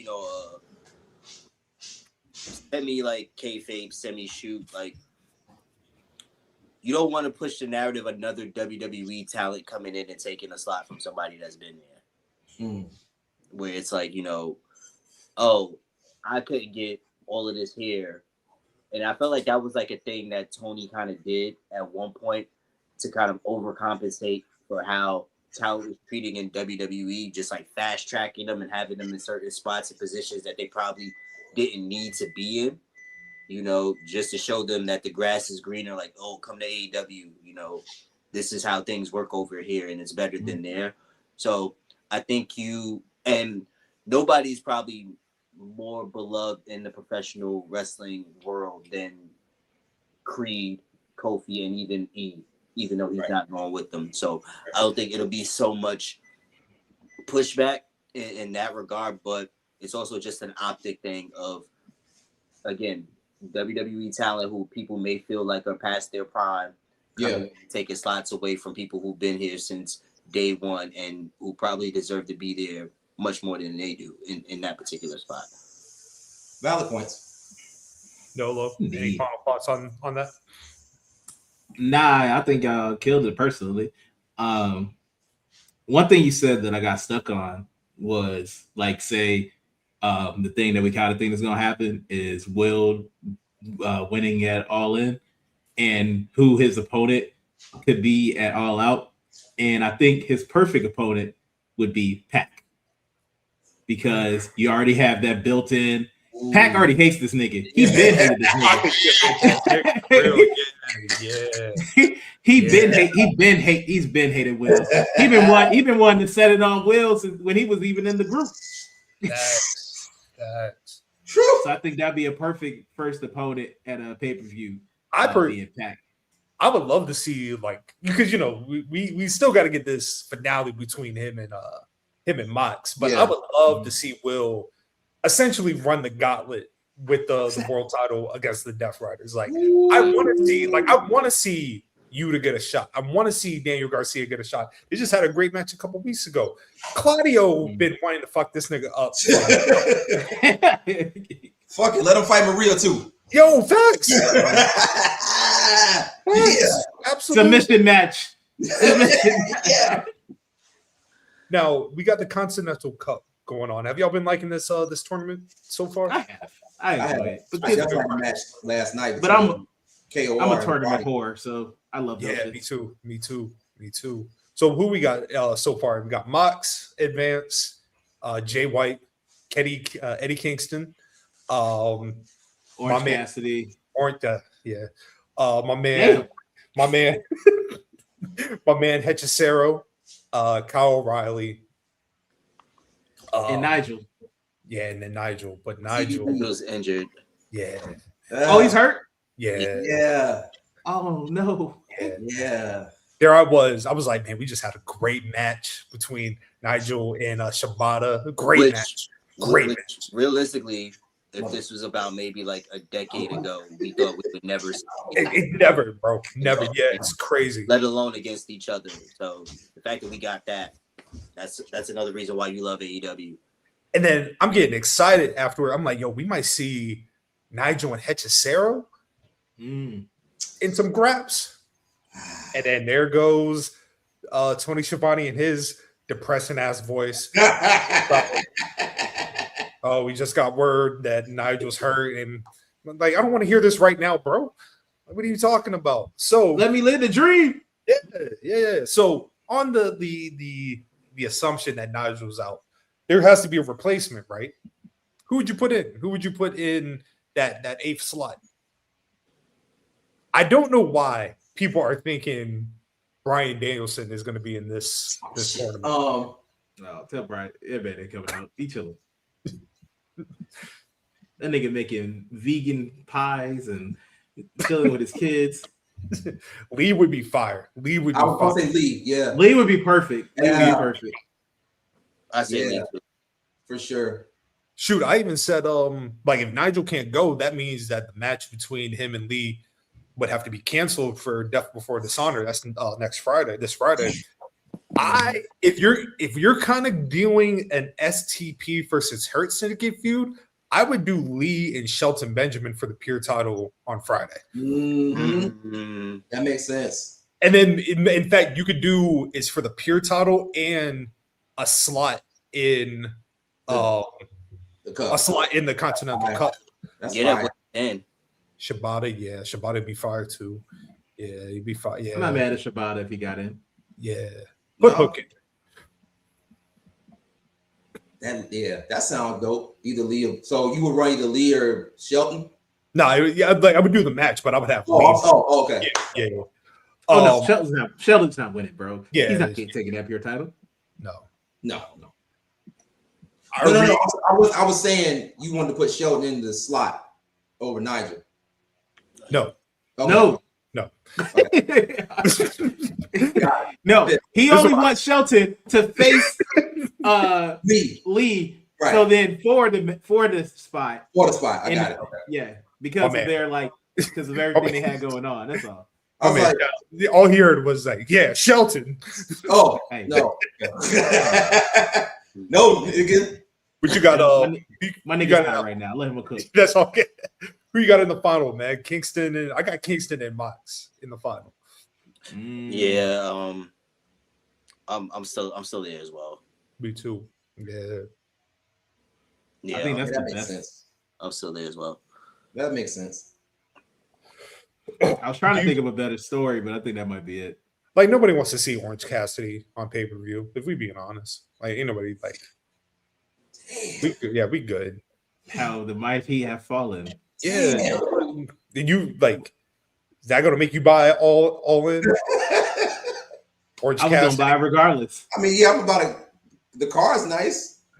Yeah, Orange doesn't do anything, but stick to being a collider. That's what you want. Jesus. Stick to being a collider. Jesus. That's crazy. God damn. Oh, Damn, Remember he used to be so high? Remember how high he used to be on Orange Cassidy? Me too. Man, he used to be high on himself. Damn. Now, that first international title run. Chef's kiss. Hey. Yeah. That run, bro. That match between I think it was Forbidden Door between him and Will. Oh yeah. Yeah. Nobody had that match being what that wound up being, but yeah, it's like day and night right now. Hey, yo, what if they make a call? What if they put Zack and Sabre night. Jr. in it? I'm good with that. Okay. I like it. Get a little Zack Sabre Jr. versus Mox final. Ooh, that's delicious. Girls with white breasts. Mm-hmm. Exciting whites. Come on.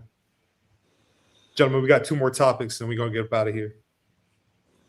I want to start with something positive now. I want to talk about this G1 final. All right, so disclaimer, I was out being a hoe. So I didn't see it. You were being a hoe this afternoon? Because I was. Okay. I was. So like at 12.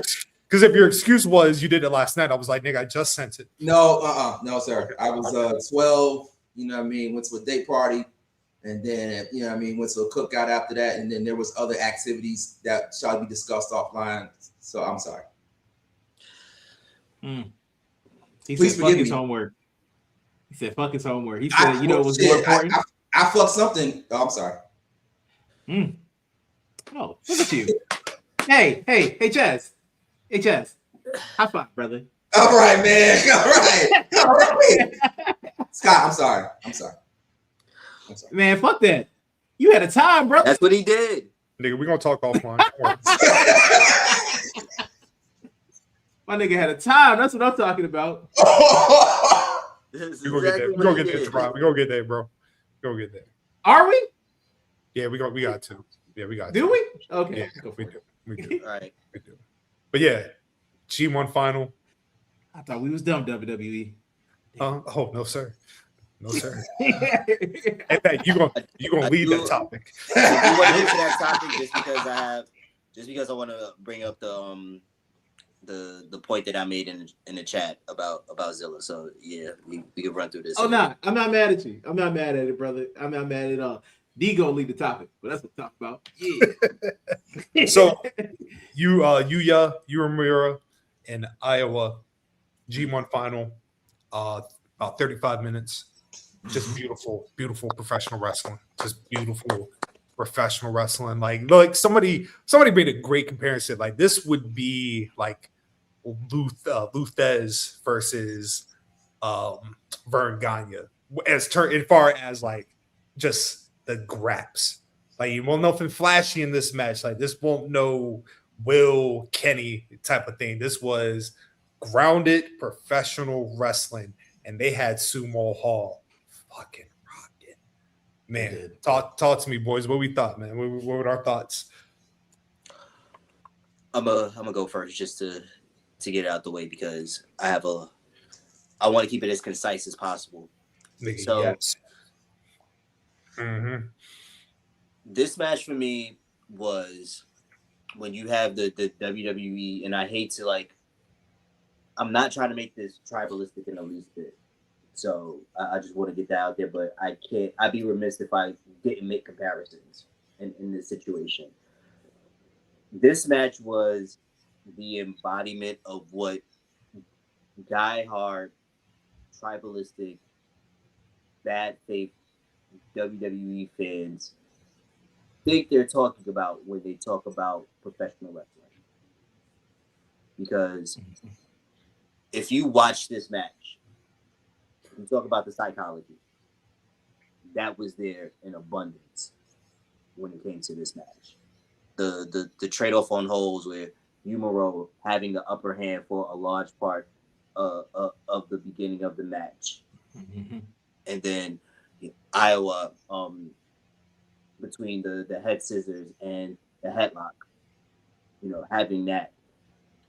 And then by the time they actually get to the more physical aspects of the match, both have been in those holds for such a duration of time that the most simplest things that in any other circumstance would be looked at as transitional moves, in one way or another could have been a death blow when it came to this match. So just the idea that a headlock had so much drama attached to it. And if WWE made an attempt to do this very slow, methodical, as they love to present it, style, the fact that this isn't something that they highlight on a consistent basis would have been lost on that audience, no matter how much they may say that they enjoy, quote unquote, storytelling, which this match embodied like to a T. Just the overall story that this match told of pretty much the prevailing of will.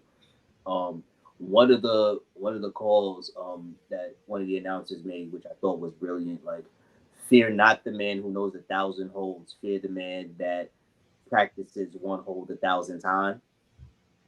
And that's literally like the story of this whole entire match, because you had a portion of the match where there was a headlock, and then it was a wrist lock, and then it was like an arm lock. But like the thing that was like the payoff for Iowa was that headlock. That was the one hold he practiced 1,000 times, and there was this brilliant spot with Uemura trying to execute the dragon suplex, and Iowa's fighting, and then in the midst of Iowa fighting, he pushes Uemura's arms down, and instead of going for the dragon suplex, he goes for a German suplex instead. Like, I don't know. This is the type of match, and we spoke about this before we went live, that if you had to present professional wrestling as a legitimate sport to somebody who didn't believe that it was, you would show them this match. And I don't think there was anything in this match that was too out of the realm of unbelievability that people could look at that and go, wrestling is real. And that's what I love so much about this match, was that it gave us psychology, it gave us realism, it gave us the sporting aspect. And even if you're into the more whimsical aspects of entertainment, I know the biggest issue that people have with AEW, your Will Ospreays, your Kenny Omegas, is that they feel like it's like a recreation of anime. But this also felt like that to a much subtler degree. This is like those elongated episodes of Dragon Ball Z where the whole entire episode is predicated on who's going to make the next move. And that's what this felt like in a way. So this was all encompassing of all the things that you love about professional wrestling. And I know the term a love letter to professional wrestling gets bastardized so much, especially when you think about American wrestling. But this is one of those matches that I would love to see people watch if they never experienced professional wrestling. And even if they have, I want them to view this match to help reconfigure their thought process of what they think professional wrestling might be. Yes. Like Gerard just said, it was because I was gonna start off with that match was like a beautiful struggle, because that man, they were the persistence in how Uemura continued to work that left arm, left wrist, everything, and how the urgency of Iowa always trying to get out of it. Every time it'll be an arm drag to try. He tried to get out of it, arm drag, right back to the wrist lock for like a good 3 minutes of fucking this man's wrist up and just continuing to work it, and then get him around, put him on his stomach, put the arm on his back, and had him working his left arm even more. It was just great to watch, like how methodical he was with everything. Iowa eventually he had that man in that side headlock for at least it's a 35-minute match. He was in that headlock for at least 10 minutes of it. I felt like that man was going through it to the point. Like I haven't watched all the matches of the G1. I didn't know that was like a main theme of the G1 this year, like them getting those moves over and the excitement of the crowd of him winning with that persistence of hitting that headlock, and then Uemura couldn't take it anymore and tapping out. It was just crazy. I didn't know what I was going into when I was watching the match. So when I see these people it's going through wrist lock, arm drags, headlock.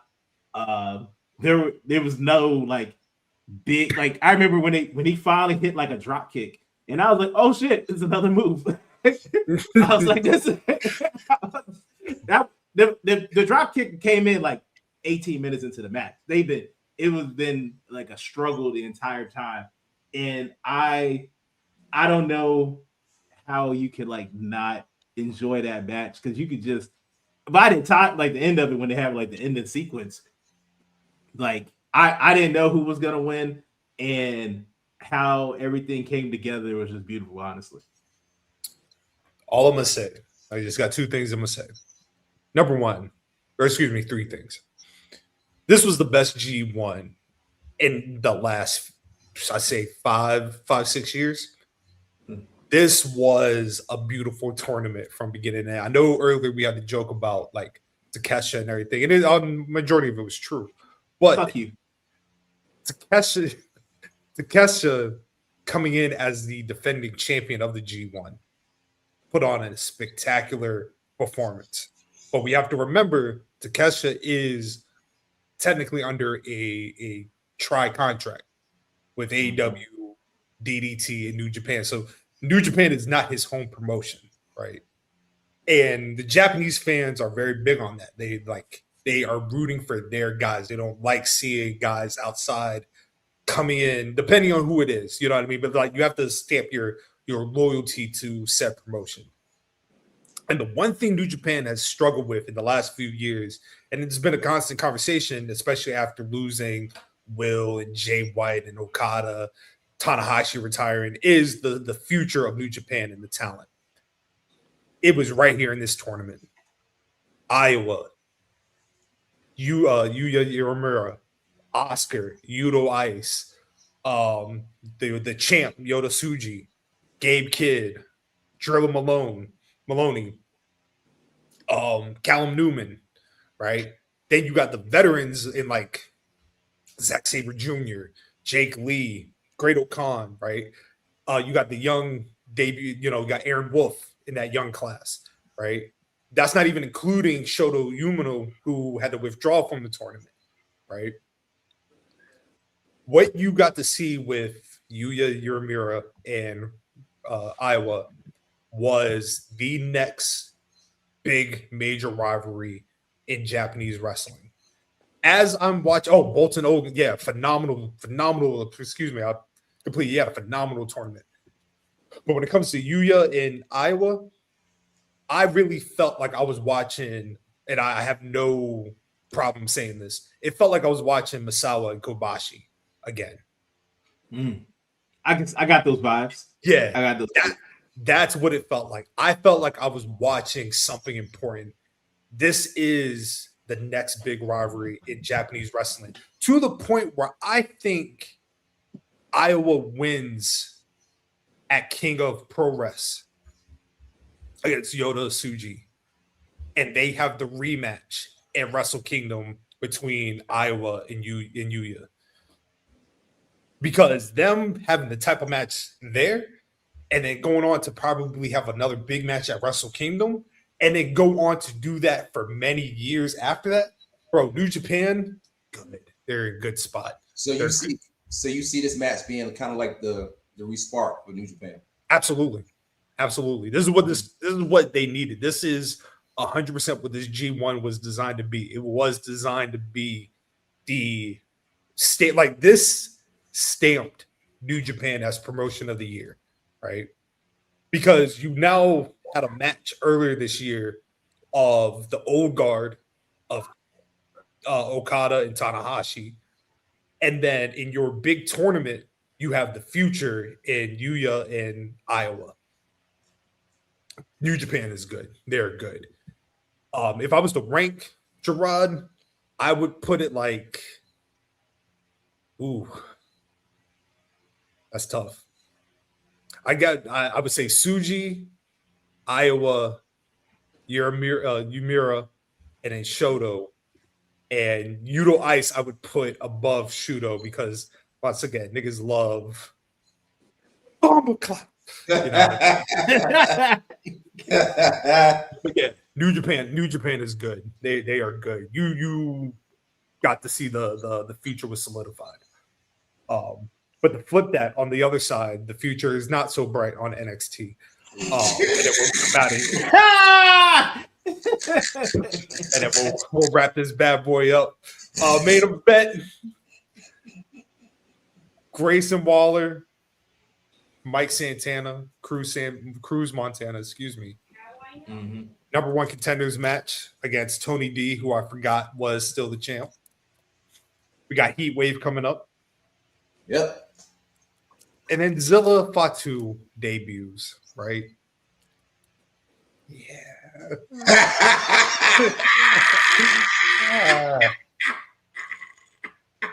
D, please, the floor is yours.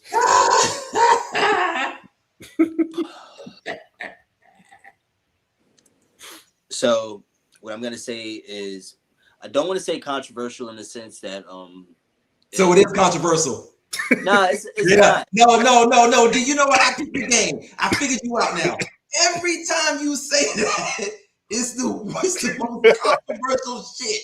Every single time. You know why I add that disclaimer? Uh-huh. Because I don't want it to be something, I don't want people to confuse that with something that I want to happen.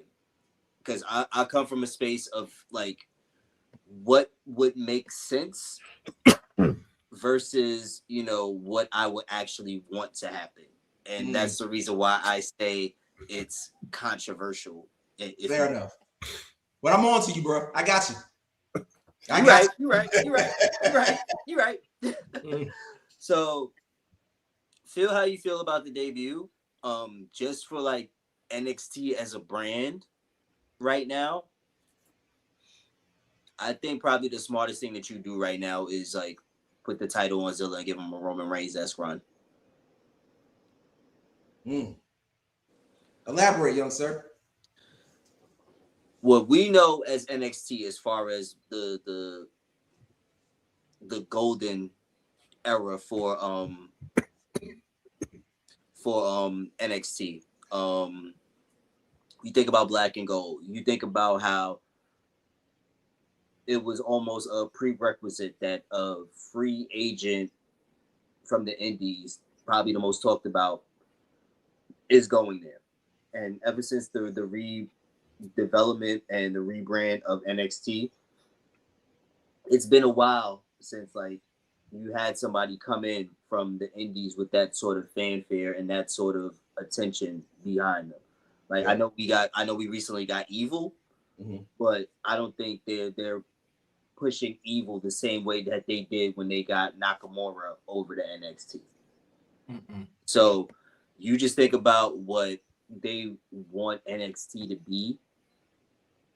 I think your best bet as far as like getting people interested in NXT, not to the same capacity, because Black and Gold, that'll never ever be replicated as far as that brand goes. Like, for all intents and purposes, Black and Gold is going to be, when people talk about the Black and Gold era for NXT, they're going to talk about that the same way they talk about the Attitude Era for the main roster.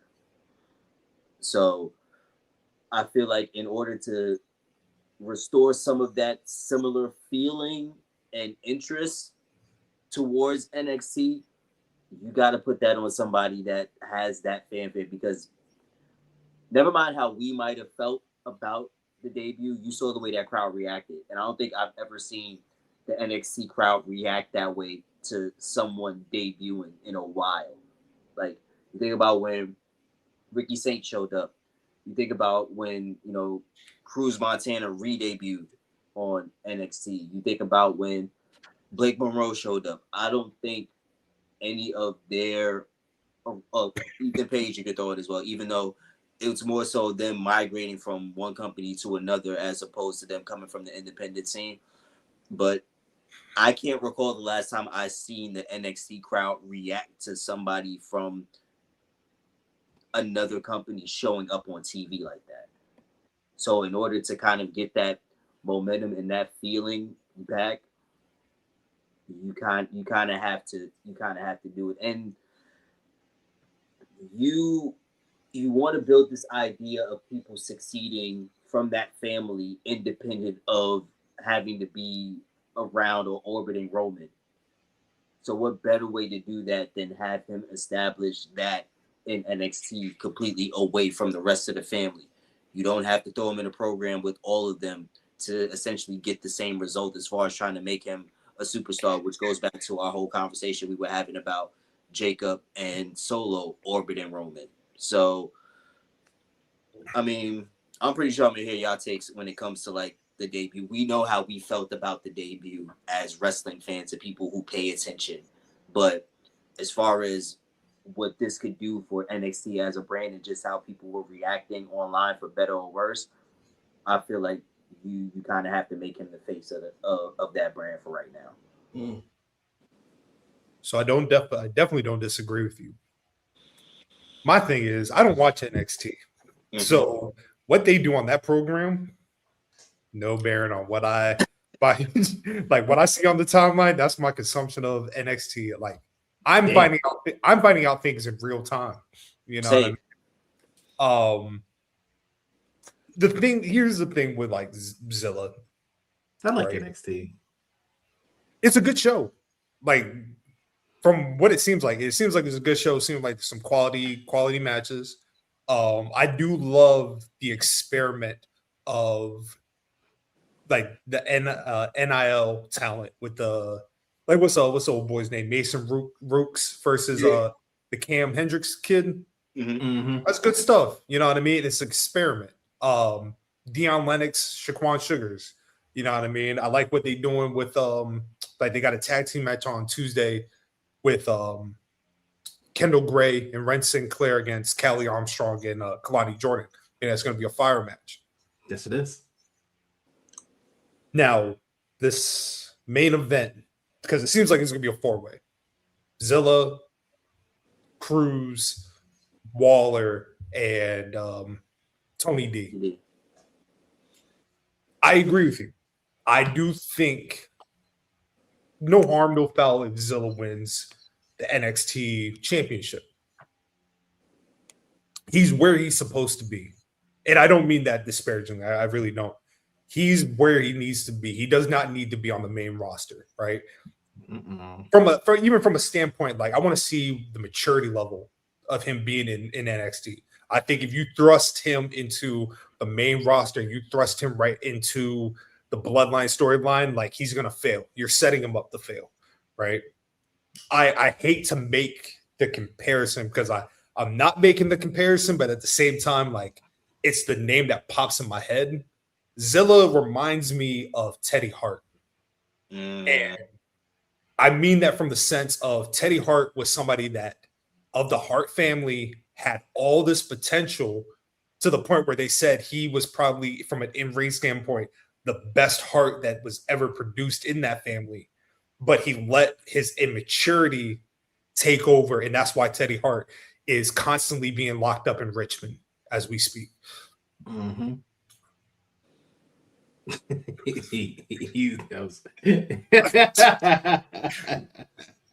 Zilla being, I'm saying, bro, Zilla being in NXT, him being in that confined that space with Shawn Michaels, and like I said, being under the learning tree that is not only one thing. You got Shawn Michaels, but you're a Booker T student. Booker T's there, so you got Booker T looking out for you, right?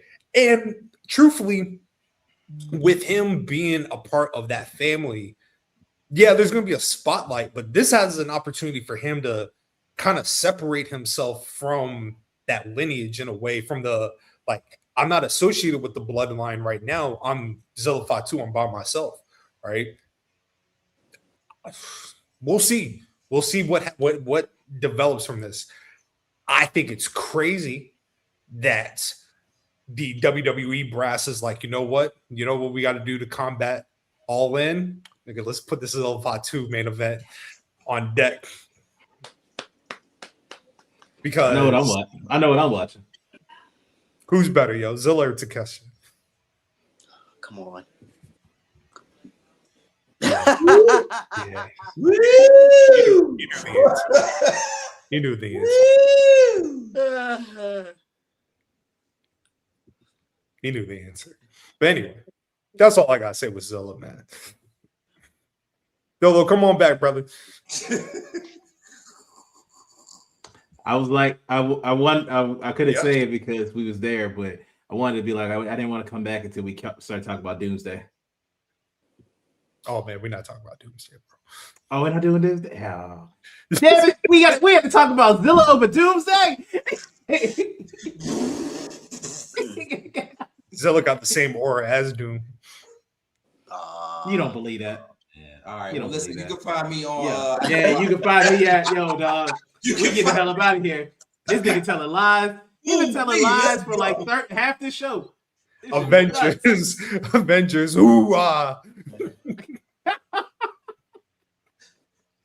This nigga's lying. You can find me somewhere through a permission slip. You can find me. There's books, yes. Oh, there are books. Your Love is Necessary. Final book. Honey and Holy Water coming out 2027. Thank you. Please. Absolutely. The books. Davion, I thought we were brothers. The Black Adam film. Oh, God damn. That's harsh. That was cool. That's probably the most hurtful statement I've heard on this podcast. That was more hurtful than the nigga highlighting than on light skin. That was crazy. Yo, Jamar, I need your book too, bro. I need a signed copy. Let me know. I'm gonna hit you up after this, bro. I need a copy. But yeah, Nolo, tell people where you can find you in your abandoning children ways. I've never abandoned any of my children. They're all doing great. They live in their best lives. You can find me at Ready to Leave. You can find me at Ready to Leave on X, IG, Blue Sky. Follow the main pod page at those 3 same platforms at BGW Pod. I'm pretty sure that season 3 of Until the Final Whistle will be coming this week. I'm like 90% sure. So hey, this comments for you, Nolo. One's living good. One of us. Yeah, they're living good. They're doing great. Amazing. Hey, one's about to get fed money, so good for him. And the other one about to go get his international title back. Hey, I'm a happy pappy, baby. Nigga got 2 Marcus Jordans on his team. Hey, bro, you gonna stop with these lies that you keep saying? Lies. You notice how he did denounce it? D, you do your outro, bro. I said lies. How else am I supposed to denounce it other than saying fuck you and your opinion? What else do you want me to say? Whoa, bro. Hey, calm down, Jamal. Don't pull out the 9. Don't pull out the cat. Reeling it back around. You can find me on social media platforms at the name DEASCENT. If you're looking for me on TikTok, where I do more in-depth wrestling takes, that name is Call Me Decent. So make sure you follow along as well. Chaz, my man. Last but not least, what do you do, man? Ain't got no roll call. Until the Final Whistle very soon. Scotland Words of Life are out there. Decent. The rap extraordinaire. The New York Take extraordinaire. The nigga no shit. You know what I'm saying? The locker room lead is beyond fine. Okay? The locker room lead is healthy. Okay? So tap the fuck in. Post Raw show tomorrow night. Post Raw show tomorrow night. Okay? The brand is healthy. The brand is leading the culture. It's a possibility, Davion. I don't know yet. I'm gonna see how I feel. I saw those prices and where I want to sit, they a little steep. They a little steep.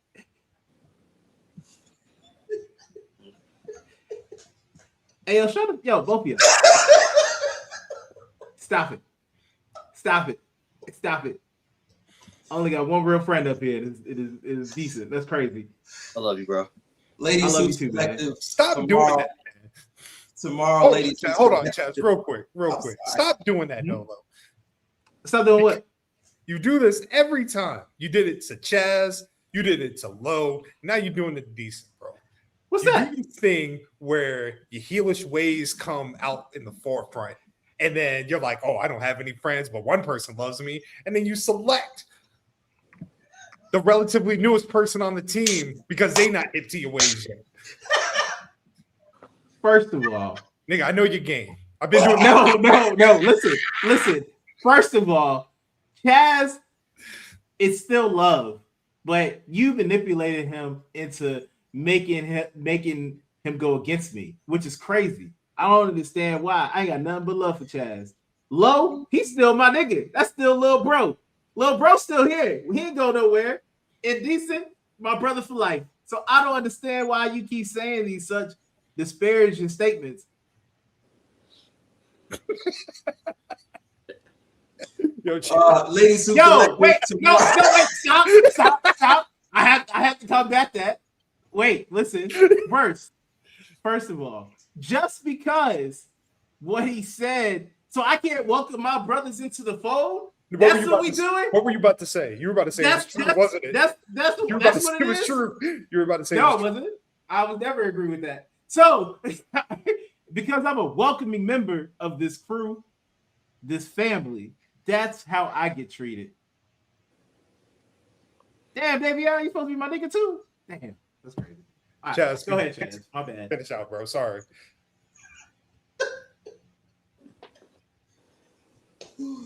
D-Max Boxing Corner to be determined. Ladies Suits Collective with Chaz Zinner, the new entrance, the new segment of y'all seeing my face continues tomorrow. God bless. Woohoo! Good. That's what I like to hear.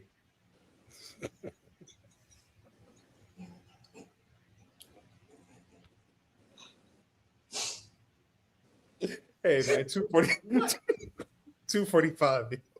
We'll see y'all next week.